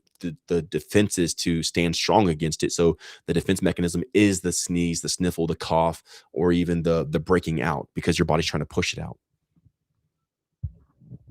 Harmonic Blueprint asked, what's the biggest insight you've had about how to live on your journey? I have a new insight every single day. So that would be difficult to say, man. It's a daily thing. I can't even share this on this live or I'd get flagged or whatever, but I get new insights every single day. And that's the whole component of the guide, is that you start seeing life for exactly what it is. And every day is a new epiphany. And then don't try to reach out. Don't try to discover something, but allow it to come. And as it does, it can be established within you. And then you start operating in it. You don't try to force or anything like that. So I would say that the biggest thing or epiphany that I've ever learned with it is that truly everything affects everything. Cademan Creative said, I bought the guide bundle a week or so ago, but I didn't realize it included the physical copy. Wait, it didn't include the physical copy. I know we get free 7-day Discord access. Are there any deals to get the physical copy? Yeah, totally. If you hop in the Discord and you actually get the membership, I think every member of the Discord gets discounts or promos for all the other things that we offer on the site, the landing page and everything else. So The digital bundle is just that. It's a digital bundle. So when it says digital bundle, it just means the digital stuff. So it's the digital copy of the guide and the digital meal plan. We are now making an ultimate bundle to where we have everything. We have the physical copy, everything. You get kind of like everything included in this big bundle, but we haven't really rolled that out yet. So if you want a discount on the guide, I would actually say this. If you join the Discord annual, you get that credited back to you if you got the guide within like a week. They said what? They got like a week. So if you got the guide no longer than a week ago, I credit all the cost of that into the membership of the annual Discord. So no matter what you spend, if you do it within that week, I'll give you the annual membership credited with the amount that you bought in the bundle pack. Then you can hop in like that. So you technically get it for free. And then once you're in there, you get a discount on all the other stuff too. So if you want the paperback or the hardcover, you get a discount on that. I say that like 20% off. That's pretty big. Yeah. So I would recommend that way. Awesome. Okay. And then Laura asked, thoughts on consuming social media? I definitely wouldn't consume social media, but you can engage in social media. Yeah, like have fun, play, connect with people, but just to sit there and scroll and consume, like I would say that there's better things to do with your life. Maybe if you need to turn your brain off for like a moment, like 20 minutes or so, okay. And that's a trigger, but try not to consume it too much. Try to either be an applier of it. Maybe you post or something like that, or you're there to connect with. But just straight up consuming it, it's like that leads kind of to nowhere, like doom scrolling. Cool. So on YT, Nora. Oh yeah, I can totally click on it. Here we go. He asked, "Is Shilajeet suggested?" It's not suggested, but it's okay. It's all right. It's not the main thing because like a lot of things are marketed to you to buy them. I mean, you can live your entire life and never intake Shilajeet and you'll be fine. Like you'll be fine if you never take in Shilajeet. But could there be benefits to it? Yeah, of course there's benefits to it. But if you never get Shilajeet, like you'll be okay. Awesome. So my other hand is okay. Jessica asked a serious question. How do you not miss the pure joy of food? Oh man. So this is from Jessica. Cool. The pure joy of food. Well, I appreciate that question, Jessica. I ate so much, and here's the thing. Before, because here, like, okay, cool. We'll rewind this back to give some context. I definitely tell everyone to eat, especially in my Discord community, and I tell them to enjoy eating. And for the dudes, I tell them because a lot of guys want to come to me for like retention, right? Like man seed retention and all this other stuff. So I tell them like, look, before you try to hop on and stop and just cut off you doing this thing, enjoy it while you have it, because there might be a day to where you no longer do that. So enjoy it, so that way whenever you have gone without it, you don't miss it. So the way that I don't miss things in my life is that when they're there, I'm fully there with it. So whenever I was eating, I was fully eating. Whenever I was spilling my man seed, I was all in it. I was doing my thing. But now that I'm here, I fulfill that so much. There's no desirous memory of it, like, oh my God. Even though like I remember the pleasures of spilling and releasing and then eating and consuming, I still eat. I just don't eat as frequently, but eating every single day, right? So on my eating day, guess what? I enjoy it. But at the same time, by the end of my eating day, I'm kind of done eating. I'm like, well, it's so much. So I make sure that whenever I do something, no matter what it is, if I'm with a girl, if I'm with in a city or a country or whatever, I fulfill that thing to the max. I do everything I possibly can. And I make sure that I fulfill the moment that it's in my life. And then you don't miss it. So Ivan was on and he said, looking forward to our next project. Heck yeah, Ivan, I love you so much, dude. I've done so many podcasts back to back in a row. So I'm getting everything queued up to release and stuff like that. So we'll be releasing some clips from our podcast here recently on the page and everything else. I've actually done, I released some stuff from it on my Facebook like page. But man, what we went into was so deep. If you guys haven't checked them out already, go check it out. It's on my playlist. So here on Mikey Breeds, I have a playlist the different podcasts and interviews I've been on. So go and come out. Ivan's one of the most recent. So you guys will like that a lot. It goes into how to not suffer anymore, how to have whatever you want, how to see this life and transmute it into blessings, riches, opulence, wealth, and everything else. So definitely should go check that out. Mike Breeze on YouTube, and then go to my interview playlist. And he's I think the most recent one. So yeah, I've had back-to-back lives, interview, podcast, all kinds of stuff here recently. So I've been putting out the energy. It's been fun. Yeah. So Sovereign Renaissance said, I watched some of your old videos, Mikey, and I can definitely say your voice definitely is deeper. Yo, Sovereign Renaissance, I thank you so much. It can actually go deeper, but I'm in not seeking rapport with you, but I'm so happy right now. But if I was like toned down mode, like, yeah, we could talk like this, and like ultimately my voice has gotten deeper. And by default, you know, I'm 37 years old, and my voice has gotten deeper in the past like 6 months. And that's the time I also grew. So I don't think it got deeper just because I hit masculinity. I think it got deeper because I grew. I think it's because I'm taller. I weigh more now. Like in let's say the beginning, this time last year, I was like 205 pounds. Now I'm rising every day, like 215 pounds. 250, like where did this weight come from? I'm not necessarily bigger. Like, yeah, my muscles are a little bit bigger, but I'm not necessarily bigger in mass. So where's the weight at? I haven't gained fat or anything like that. So I think everything. So the testosterone question was like, hey, how do I keep high levels of testosterone? Me just observing everything has balanced my testosterone. And I believe from that, I just grew taller. My voice has gotten deeper. My muscles are more dense and everything else. So yeah, go check out my previous interviews, my previous videos, my everything. I've gotten taller. My voice has gotten deeper and everything else.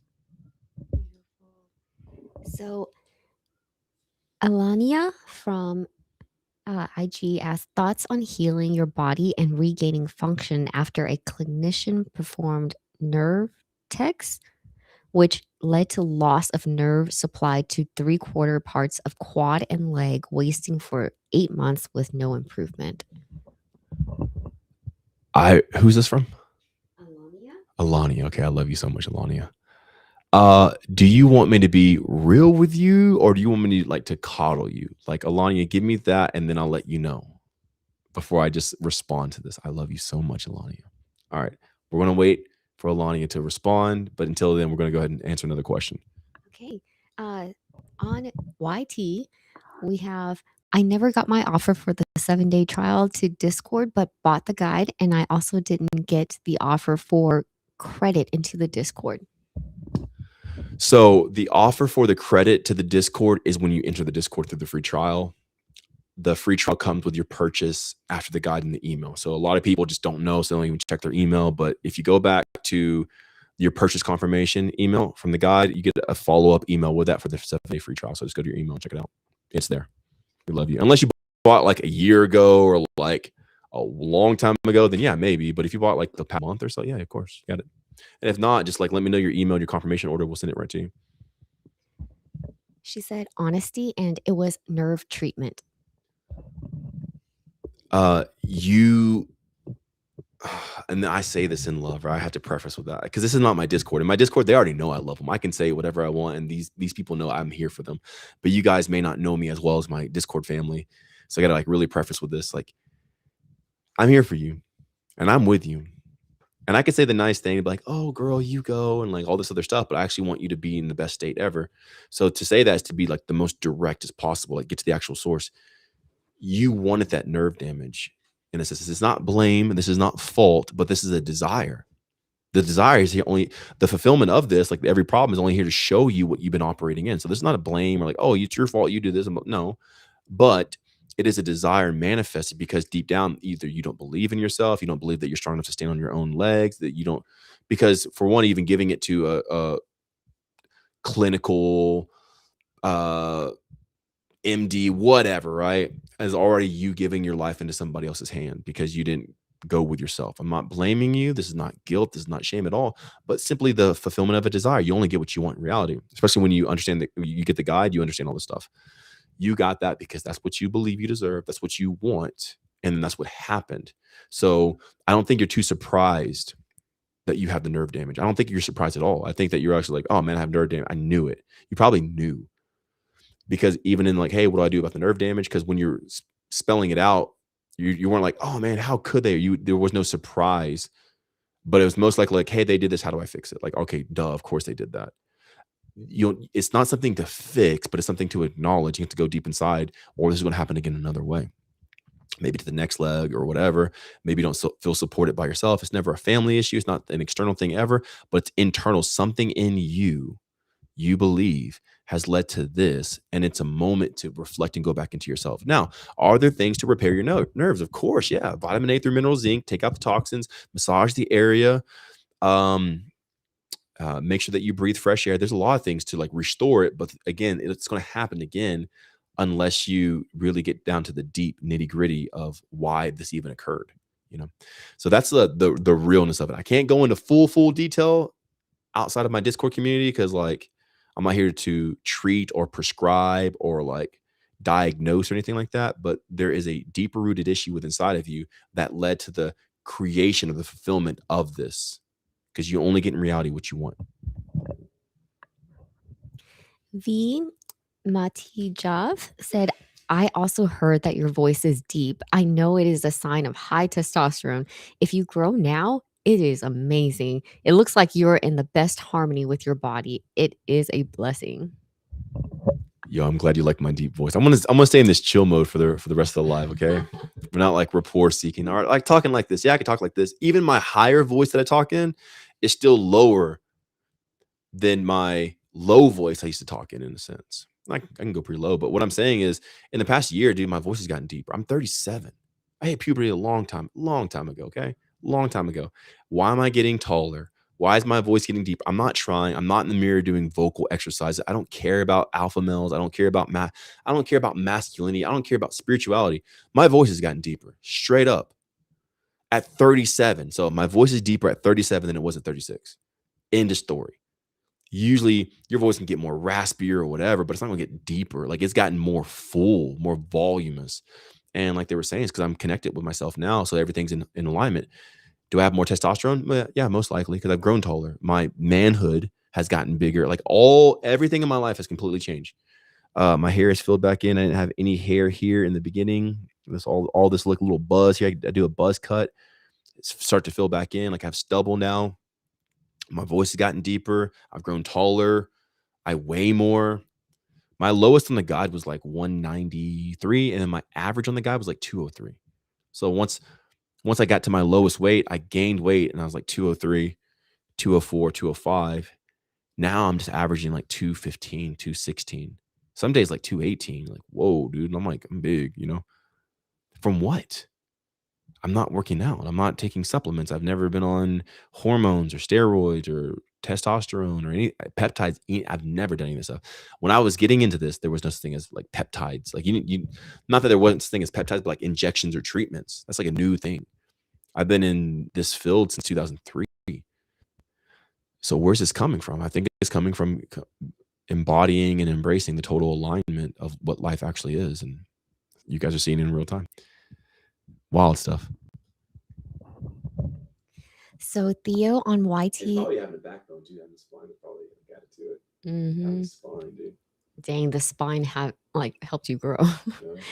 So Theo on YT asked, "Hi, I stutter since age of 6. Any thoughts?"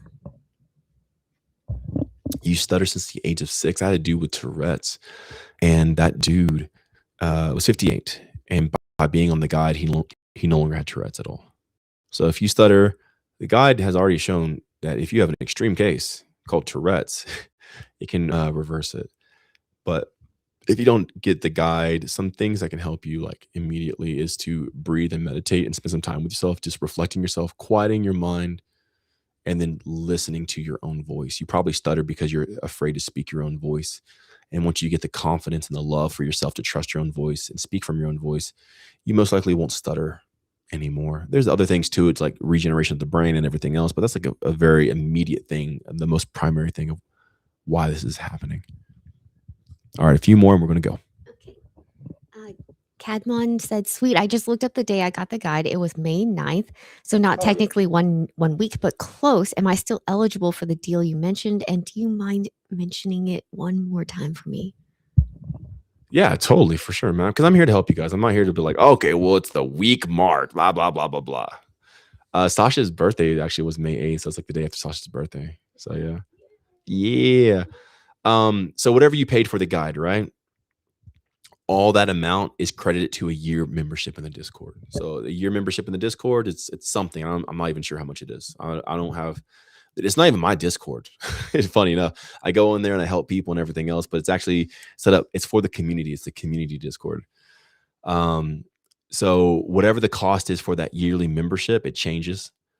However much you spent on the guide or the bundle pack or whatever you got will all be accredited to whatever the cost is of the Discord. So like you just pay the remaining and then you get the full year membership. When you're in the Discord, you also get discounts to everything else. I think like 20% off, Sasha said. So if you want to get the physical copy, you can get it for like 20% off, which is the biggest discount I think we have through all the stores and stuff like that. So that's what it is. Glad you found it and everything else. Hop on in and come join. Once you get in, I think that how is that done? So if somebody wants a yearly membership and they got the guide, do they contact first and then y'all give them a special link or something? So you should have gotten an email right after your purchase that talks about the Discord, and you can join. That's where you can get the free week, and it's already credited. So like that link was specially made for your purchase. So the price that you paid for the guide is going to be credited into the Discord. So you'll pay only, let's say if you got the digital guide, then you get the. No. I didn't even know that. Hold up. Wait, that's cool. So it's already like adjusted to. Yeah, there's a link for each person. Okay. Product. Yeah. You guys are awesome. I tell you guys, like I just meditate and chill all day.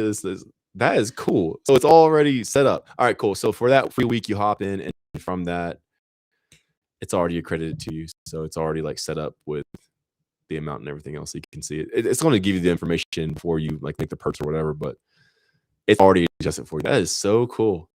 Yeah. That is so cool. Find that email. Yeah, it's the follow-up email after. And if not, you can just hit me up on IG. Like, hey, this is me from the live and stuff like that. And what's your name? What's the name? Cadmon. What's up, Cadmon? We just had another person in there named Cad B join, so that's cool. It's like Cadmon and Cad B, the Cad crew. So cool. Instead of Rad, you guys are Cad. So continuing with some guide questions. On YT, he said, if I buy the paperback guide, does it include all 4 segments, food plan, manifestation guide, and rest? Sure. So if you get the paperback guide, you will just get the paperback guide, but you will get the 1 week free for the Discord server. So if you wanted to join for the full year, it will be credited back to you. Inside the Discord server, you do get the manifestation guide and the herbology guide and all the training videos and Mikey's voice notes and his videos and all family gatherings that we do live with our Discord members. So there's a lot of information in there. Feel free to join and check it out. And here's a cool little trick if you guys want to know. If you get the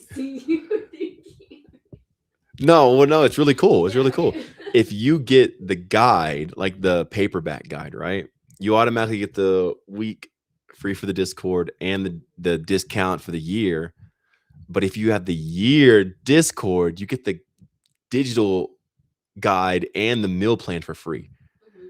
So you get, like, that's the best deal. So you get discounted Discord membership from whatever you spent for the physical copy. So you get however much that is off, and you go into the Discord membership. You have a full year now, and you get the guide, the digital copy, and the meal plans for free.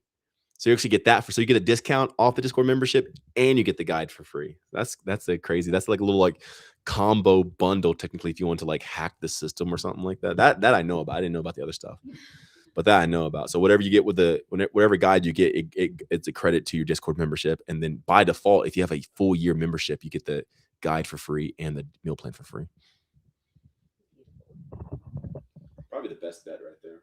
So, Trading Ox said, I'm sick and tired of arguments with my wife and uncontrollably eating. I have muscles and don't look too bad, but I need to lose 20 kg. Also, sick and tired of giving time to others and no time for self.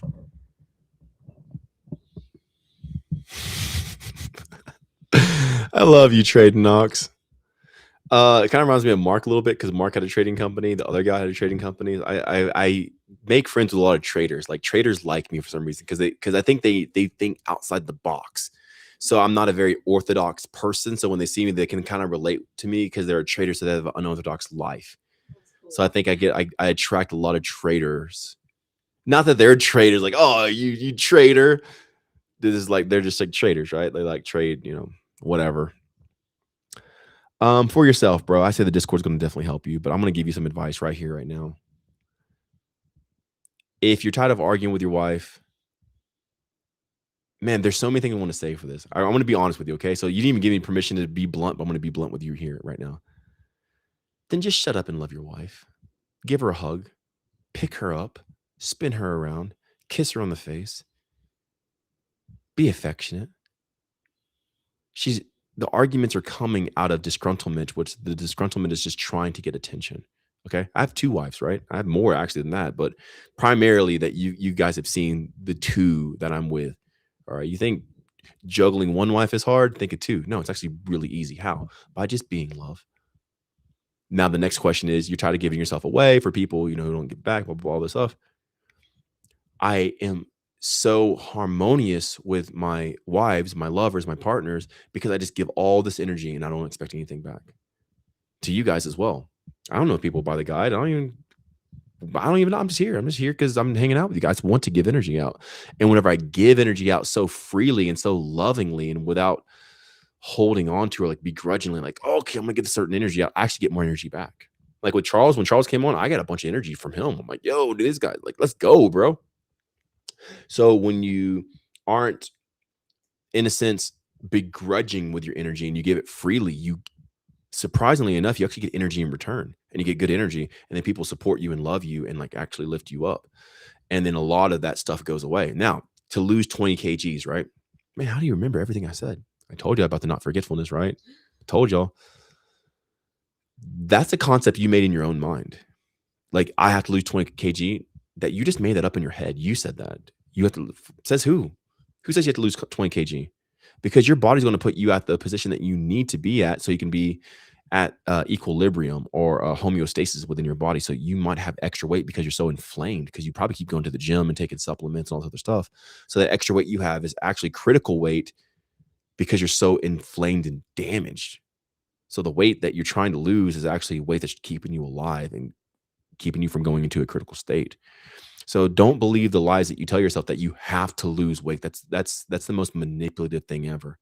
And it's funny because like when you start living more harmonious and lovingly, you start being so hard on yourself, which makes your relationship better with your wife, the people around you who you give your time to, and then also the relationship that you have with your body, and that extra weight goes away, and you never have to go count calories or burn it off or anything like that. So that's the best advice you will ever receive as far as those subject matters there, because it's the most direct path to success. I don't waste time, no fluff.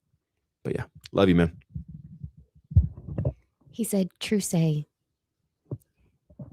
I'm telling you guys, because he told me everything that he said, like the disgruntlement, like his energy is sharing like that, but that energy clogs you up because you didn't want to freely give. So now he has weight on him. Everything affects everything. When you're stingy, or they're saying that he's stingy, but when you're begrudgingly like, oh, I don't want. Look at me. And I'm not saying like I'm good. I'm not saying, because there's no good or bad. There's just the indicator of the life that we're choosing. If he wanted to divorce his wife or leave or not fix it, that's not bad. Like, yeah, do whatever you want. As long as she's cool with it, she wants to stay, whatever. But everything's here is simply to show us the choices that we've made thus far. Now, with that being stated, when you hold on to your energy, you hold on to weight. And myself, I give energy all day, every day. I have a Discord community. I have multiple lovers. I have you guys. I'm creating more pages in the guide and this and that. And everything, right? I have a lot. And because I have a lot, I stay super lean year round. I'm 216 pounds, but it's a lean 216 pounds, you know? So like the life you live reflects how you look. So don't even hold on to that energy, man. Just be like the sun, just give it all. Of course, approach it in love and harmony. But again, like I said, the Discord is going to help you with that, of how to accurately do that in a sustainable manner so you don't get burned out, because you can definitely get burned out just giving your energy away. But there's a way to tap into unlimited energy to where you can give energy away and you actually get energy from giving energy away. Trading Ox said, thank you, bro. Love you, man. Now on YT, we have, how do you keep your energy, bro? That's a great question. That's a great follow-up question. That is awesome. Yeah, heck yeah. Perfect, right? Because I haven't eaten in 200 and probably like 95 days, 296 days. And I have all this energy. I just did I've been live. There's a timer on here, isn't there? Where's it at? Right up top. You guys scroll up. Oh, there it is. 2 hours and 54 minutes constantly talking and just giving deep, insightful revelations, insightful knowledge, insightful, deep understanding that you get to conjure this stuff. You get to really pull it up, right? And yet my face is crisp and clean and clear and all this other stuff. Like I don't look tired, depleted. I'm just chill right now because we talked about the deep voice. I'm like, yeah, let's go into chill mode. It makes me feel, because funny enough, the deep voice, the deeper your voice is, the more your body resonates. So when you talk in a deep voice, you actually stimulate your bones and you can generate more stem cells. That's a whole other thing. But like that voice radiance affects the rest of your body, your mood, your state, your hormones, everything. It's awesome. And the high voice too, like the women with high voice would do. So it's not like you have to be in just a deep voice. So even though I'm chill, I have a bunch of energy because, like I was saying earlier in this live, I understand what energy is. I'm getting all the sources of energy. I'm not just living off of food or prana or air, but everything, the conversation and you guys. I make sure to engage in conversations with you that when I answer your questions, I actually get energy back from me. And I'm kind of riding that. Now, it's I can't just live off of that one source of energy forever. Eventually I have to drink something or whatever. But nonetheless, I have more energy than people who, I don't know, take pre-workout or whatever. I'm hype usually, especially, but now I'm in the chill mode. So when you understand everything is energy, you can derive energy from everything. And it's super fun. Makes life so much more fun. All right, a few more questions and I'm gone. We're about to hit that 3-hour mark, baby. You guys have fun today? Do y'all like this? If you like this, make sure to follow the page, whatever you're on, Instagram, YouTube, Facebook. You can use Charles's code if you get the guide. What you could do is use Charles's code to get the physical copy, which gives you a free week in the Discord membership for the discounted rate of the physical copy. But you go in and you actually get a discount on the Discord membership. And when you enter the Discord membership for the annual, you get the digital copy for free. So you get like discounts on discounts. And you get the meal plan. Mm-hmm. So I think that might be the best way. Or I don't know. I mean, 20% off if you're like in the community. That's pretty, I don't know. You guys do the math. Talk to Trader. He does math all day. All right. A few more. We're going to go. So Ellen on IG's asked, someone with multiple sclerosis can restore from the cells and myelin and walk again? Depending on how far you are in on it, like how long has this issue been, consistent in your life, will determine the amount of effort that's needed on your part to revert back to it. But there were people on the guide who had MS and completely like reverted and cleared it completely from their body. So yes, you get that myelin sheath back. You can get that nerve protection. You can restore your body, regenerate, because ultimately your body wants to live. I'm not saying the guide's going to heal you. I'm not giving a diagnosis or promising a cure. But what I am saying is your body wants to live, and your body knows how to regenerate nerve membranes. It made them before. Or her dad. Okay, well, if you're asking for somebody else, that's kind of hard to say because you have to want it. Like I say with the guide, like for these things to work, right? So there's been people who've reversed Tourette's and PM. They renamed PCOS into PMOS. Okay, so like PCOS, PMOS, diverticulitis, diabetes, thyroid issues, all kinds of stuff, right? Growths, cysts, pelvic floors, hemorrhoids. The guide has done wonders for people, but all those people wanted it themselves. They were the ones who approached to get the guide, not for a family member. Because like I shared with the person last about the nerve damage in the legs, she wanted that. She wanted that. So if your dad's experiencing it, whether he knows it or not, whether he's conscious of it or not, he wants that. So he has to come to the point where he's done with this and he's making the choice. And if he approaches it, this will help and radicalize his life, transform him forever. But if you're trying to tell him and everything else, then it may not be as effective because it has to come from him. Will it help? Yeah, I mean, it can enlighten him, but ultimately the desire has to come innately from himself. So, Ingrosso said, "Looking tight, brother." Powered Pyramids asks, by maintaining your harmonic state, are you restoring and amplifying coherence to your field, empowering yourself as a conscious creator, and utilizing the coherent, powerful love for yourself? And there's a lot of coherence in there. Can I coherently understand that? I'm not necessarily powering myself, but I'm drawing energy from everything around me because, like, I am the middle point of all reality. So I'm the one who consumes to get, right? I'm not here just to be independent or self-sufficient in the manner of where I need nothing, I'm only me, but I'm the middle point of all reality to where I consume everything around me, like the air, the atmosphere, the food, the water, and everything else to power me so I can become more coherent and everything else. And with that, do I love myself? Yeah. Do I become more powerful in my functionality? Yeah, of course, for sure, for sure. Is there a field around me? Yes, there is definitely a field around me. Is that field more potent as I do this? Of course, yes.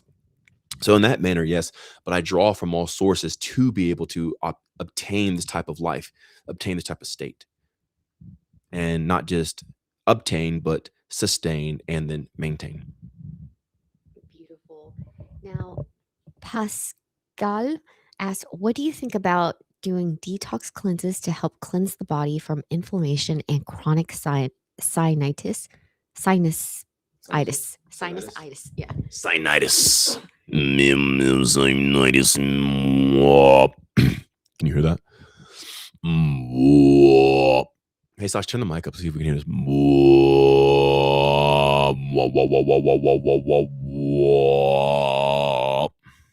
Let's see if it works. We're gonna listen to this real quick. Yeah. Oh, we can. Okay, you can turn it down. Let's do it.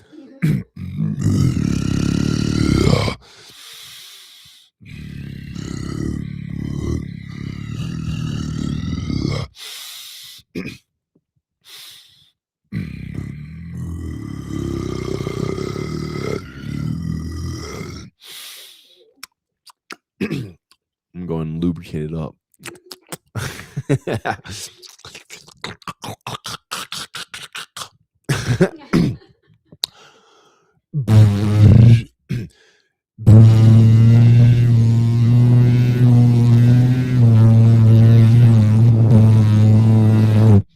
Anyway, no detox, man. No detox for sure. Don't detox because it's a compensation. Instead, see where the inception point of this came in and just get at the source. When you get at the source, you don't have to detox. The detox is a compensation and just leaves you in a more volatile state because you did this extreme thing.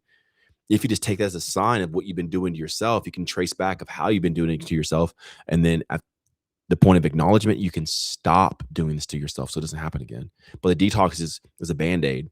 You'll go right back into it, especially if you don't know. So the main thing is not to do a detox to try to cleanse it out, but to use these things as a sign to tell you what you've been choosing and stop choosing that. And then your body will naturally get it out itself. And then Unterbewusstsein said, do you feel your antenna, as it is clear, gets answer from source to answer to questions you have, or is it just like you go and flow? So are you actively impulse or are you just guided? Well, everything's an antenna. My nose is an antenna for smell. My ears are antenna for hearing. My eyes are technically antennas, like cones for seeing. So everything's antenna, like my skin and my hair and everything. My pineal gland, my pituitary gland, everything receives a signal. Everything gives a signal, even internally within myself. So everything is an antenna, and I pick up just from everything I possibly can. So I try to use all the senses that I have to pick up everything from my environment and reality that I'm experiencing, which is kind of going back to saying, like, you get all the energy you can to correctly interpret reality. Whenever you have the energy, you can use all your antennae to the fullest maximum potency, like their ability. And then from that, you can get a better, clear interpretation. And am I hearing directly from source? I don't know. Maybe. Has it worked? Yeah, it's working freaking amazing for myself and for the people around me. Again, there was a woman who was postmenopausal for 3 years. So she had already gone through menopause. And just being on the guide for 2 weeks, 3 weeks, she started having her menstrual cycle again. She hasn't had a menstrual cycle in 3 years. She's been postmenopausal for 3 years. And then being on this type of life from the guide, she has now started having her menstrual cycle again. So whatever I'm channeling or picking up is healing, regenerating, restoring, renewing, and raising people up to a higher degree or level. Can I say it's the source? I don't know. Is it working? Yeah, clearly. But it's not one antenna, it's everything. I don't just pick up from like outer signals. I like even the room. Is it too cold? Is it too hot? Why is it too cold? Why is it too hot? The people around me, the air pressure, the tonality. I'm picking everything up that I can to hopefully, in a sense, interpret everything in the right way. All right. One more question and I'm out. Beautiful. So V Mataj, no, or Mativa Jav, sorry. Do you know the root cause of mast cell activation syndrome? I have low body weight because of that disease almost my whole life. Where are you from? Where have you lived the majority of your life? And where is your family from? It's going to help me a lot. Beautiful. And the standard above said, Mikey, you just said the hardest thing ever. Give without reserve and understand you might not get anything back in return. This is love. I'm going to tell you guys, like, I love you. I don't go on these lives and expect anything. I don't expect anything from anybody. I don't expect anybody to get the guide or buy the, like, if there were no people who got the guide during this time, okay, I wouldn't, all right, whatever. I'm just approaching to have fun. And whenever you approach life like that, man, it is so fun. It is so much easier. It's like, it's cool to stay happy. Like, I'm here because I want to be here. I'm talking to y'all because I want to talk to y'all. I'm not hoping that I said the right thing that maybe they'll buy the guy. I'm just like, no, this is what it is. This is what I've seen so far. So when you live that type of life, just give without reserves and just be like, man, dude, life gets, you want a good life? That's the way to do it. At least a way. And man, it's freaking awesome, dude. You think it's awesome being a millionaire? Dude, give without reserve and just be the energy that people feed on that makes them happy. It's like, oh, but do it because you're happy, not because you're trying to feed people. Oh, it's amazing. Spoken like a true 33-6. So he responded and he said, I am from Croatia. Man, you have such good. Well, Croatia has a sliver, okay? But man, you have such good nutrients that you can glean from, because the mountains that deposit sediments into your land and then even into the sea, like, you've been eating things that aren't real, like breads and pastas and stuff like that, because man, you have such good sediments there. Like, man, that's such a great place to derive nutrients from. You don't get enough sun either. You're in the, do you smoke? And do you avoid the sun? And do you eat things that aren't, man, okay, don't smoke, okay? I don't know if you smoke or not, but like, either way, don't smoke for sure. Let me know if you smoke, okay? Get more sun, but after you've been eating the things that have grown. So like, make sure to eat, from now on, eat nothing made of man, eat nothing processed. I don't care who made it. I don't care what baker. Eat the meat, eat the vegetable, eat a variety of it, and eat flowers too, like calendula and hibiscus. Specified flowers, flowers. Yeah, flowers like that grow, like flowers out of the ground, not the flour that you make for bakeries, but flowers that you pluck from the ground, like dandelion and hibiscus, like just like I said. You and cardamom and stuff like that. Cardamom's not really a flower, but it's a plant. But either way, and all that stuff's going to change for you. Like it's going to restructure your body and your life and your cells and your vitality, and you're going to grow. We had a lot of people in my Discord community who just could not gain weight no matter what.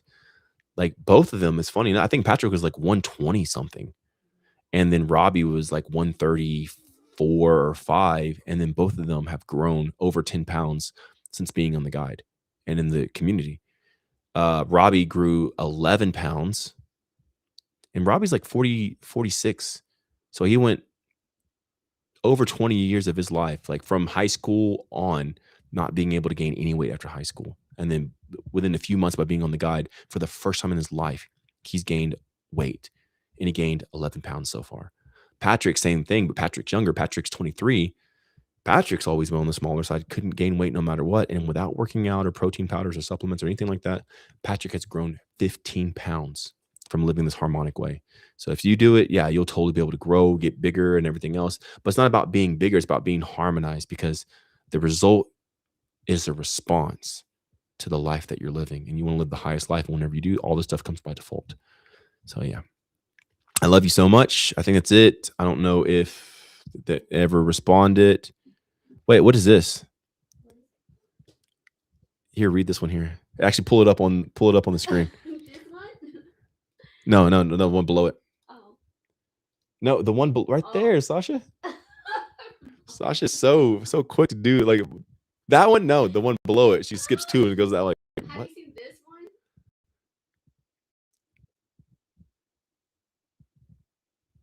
Play that one too. What about the one above it? One now you're gonna do directly the one above it. No, the one above that from that one. This one. Come on, Sasha.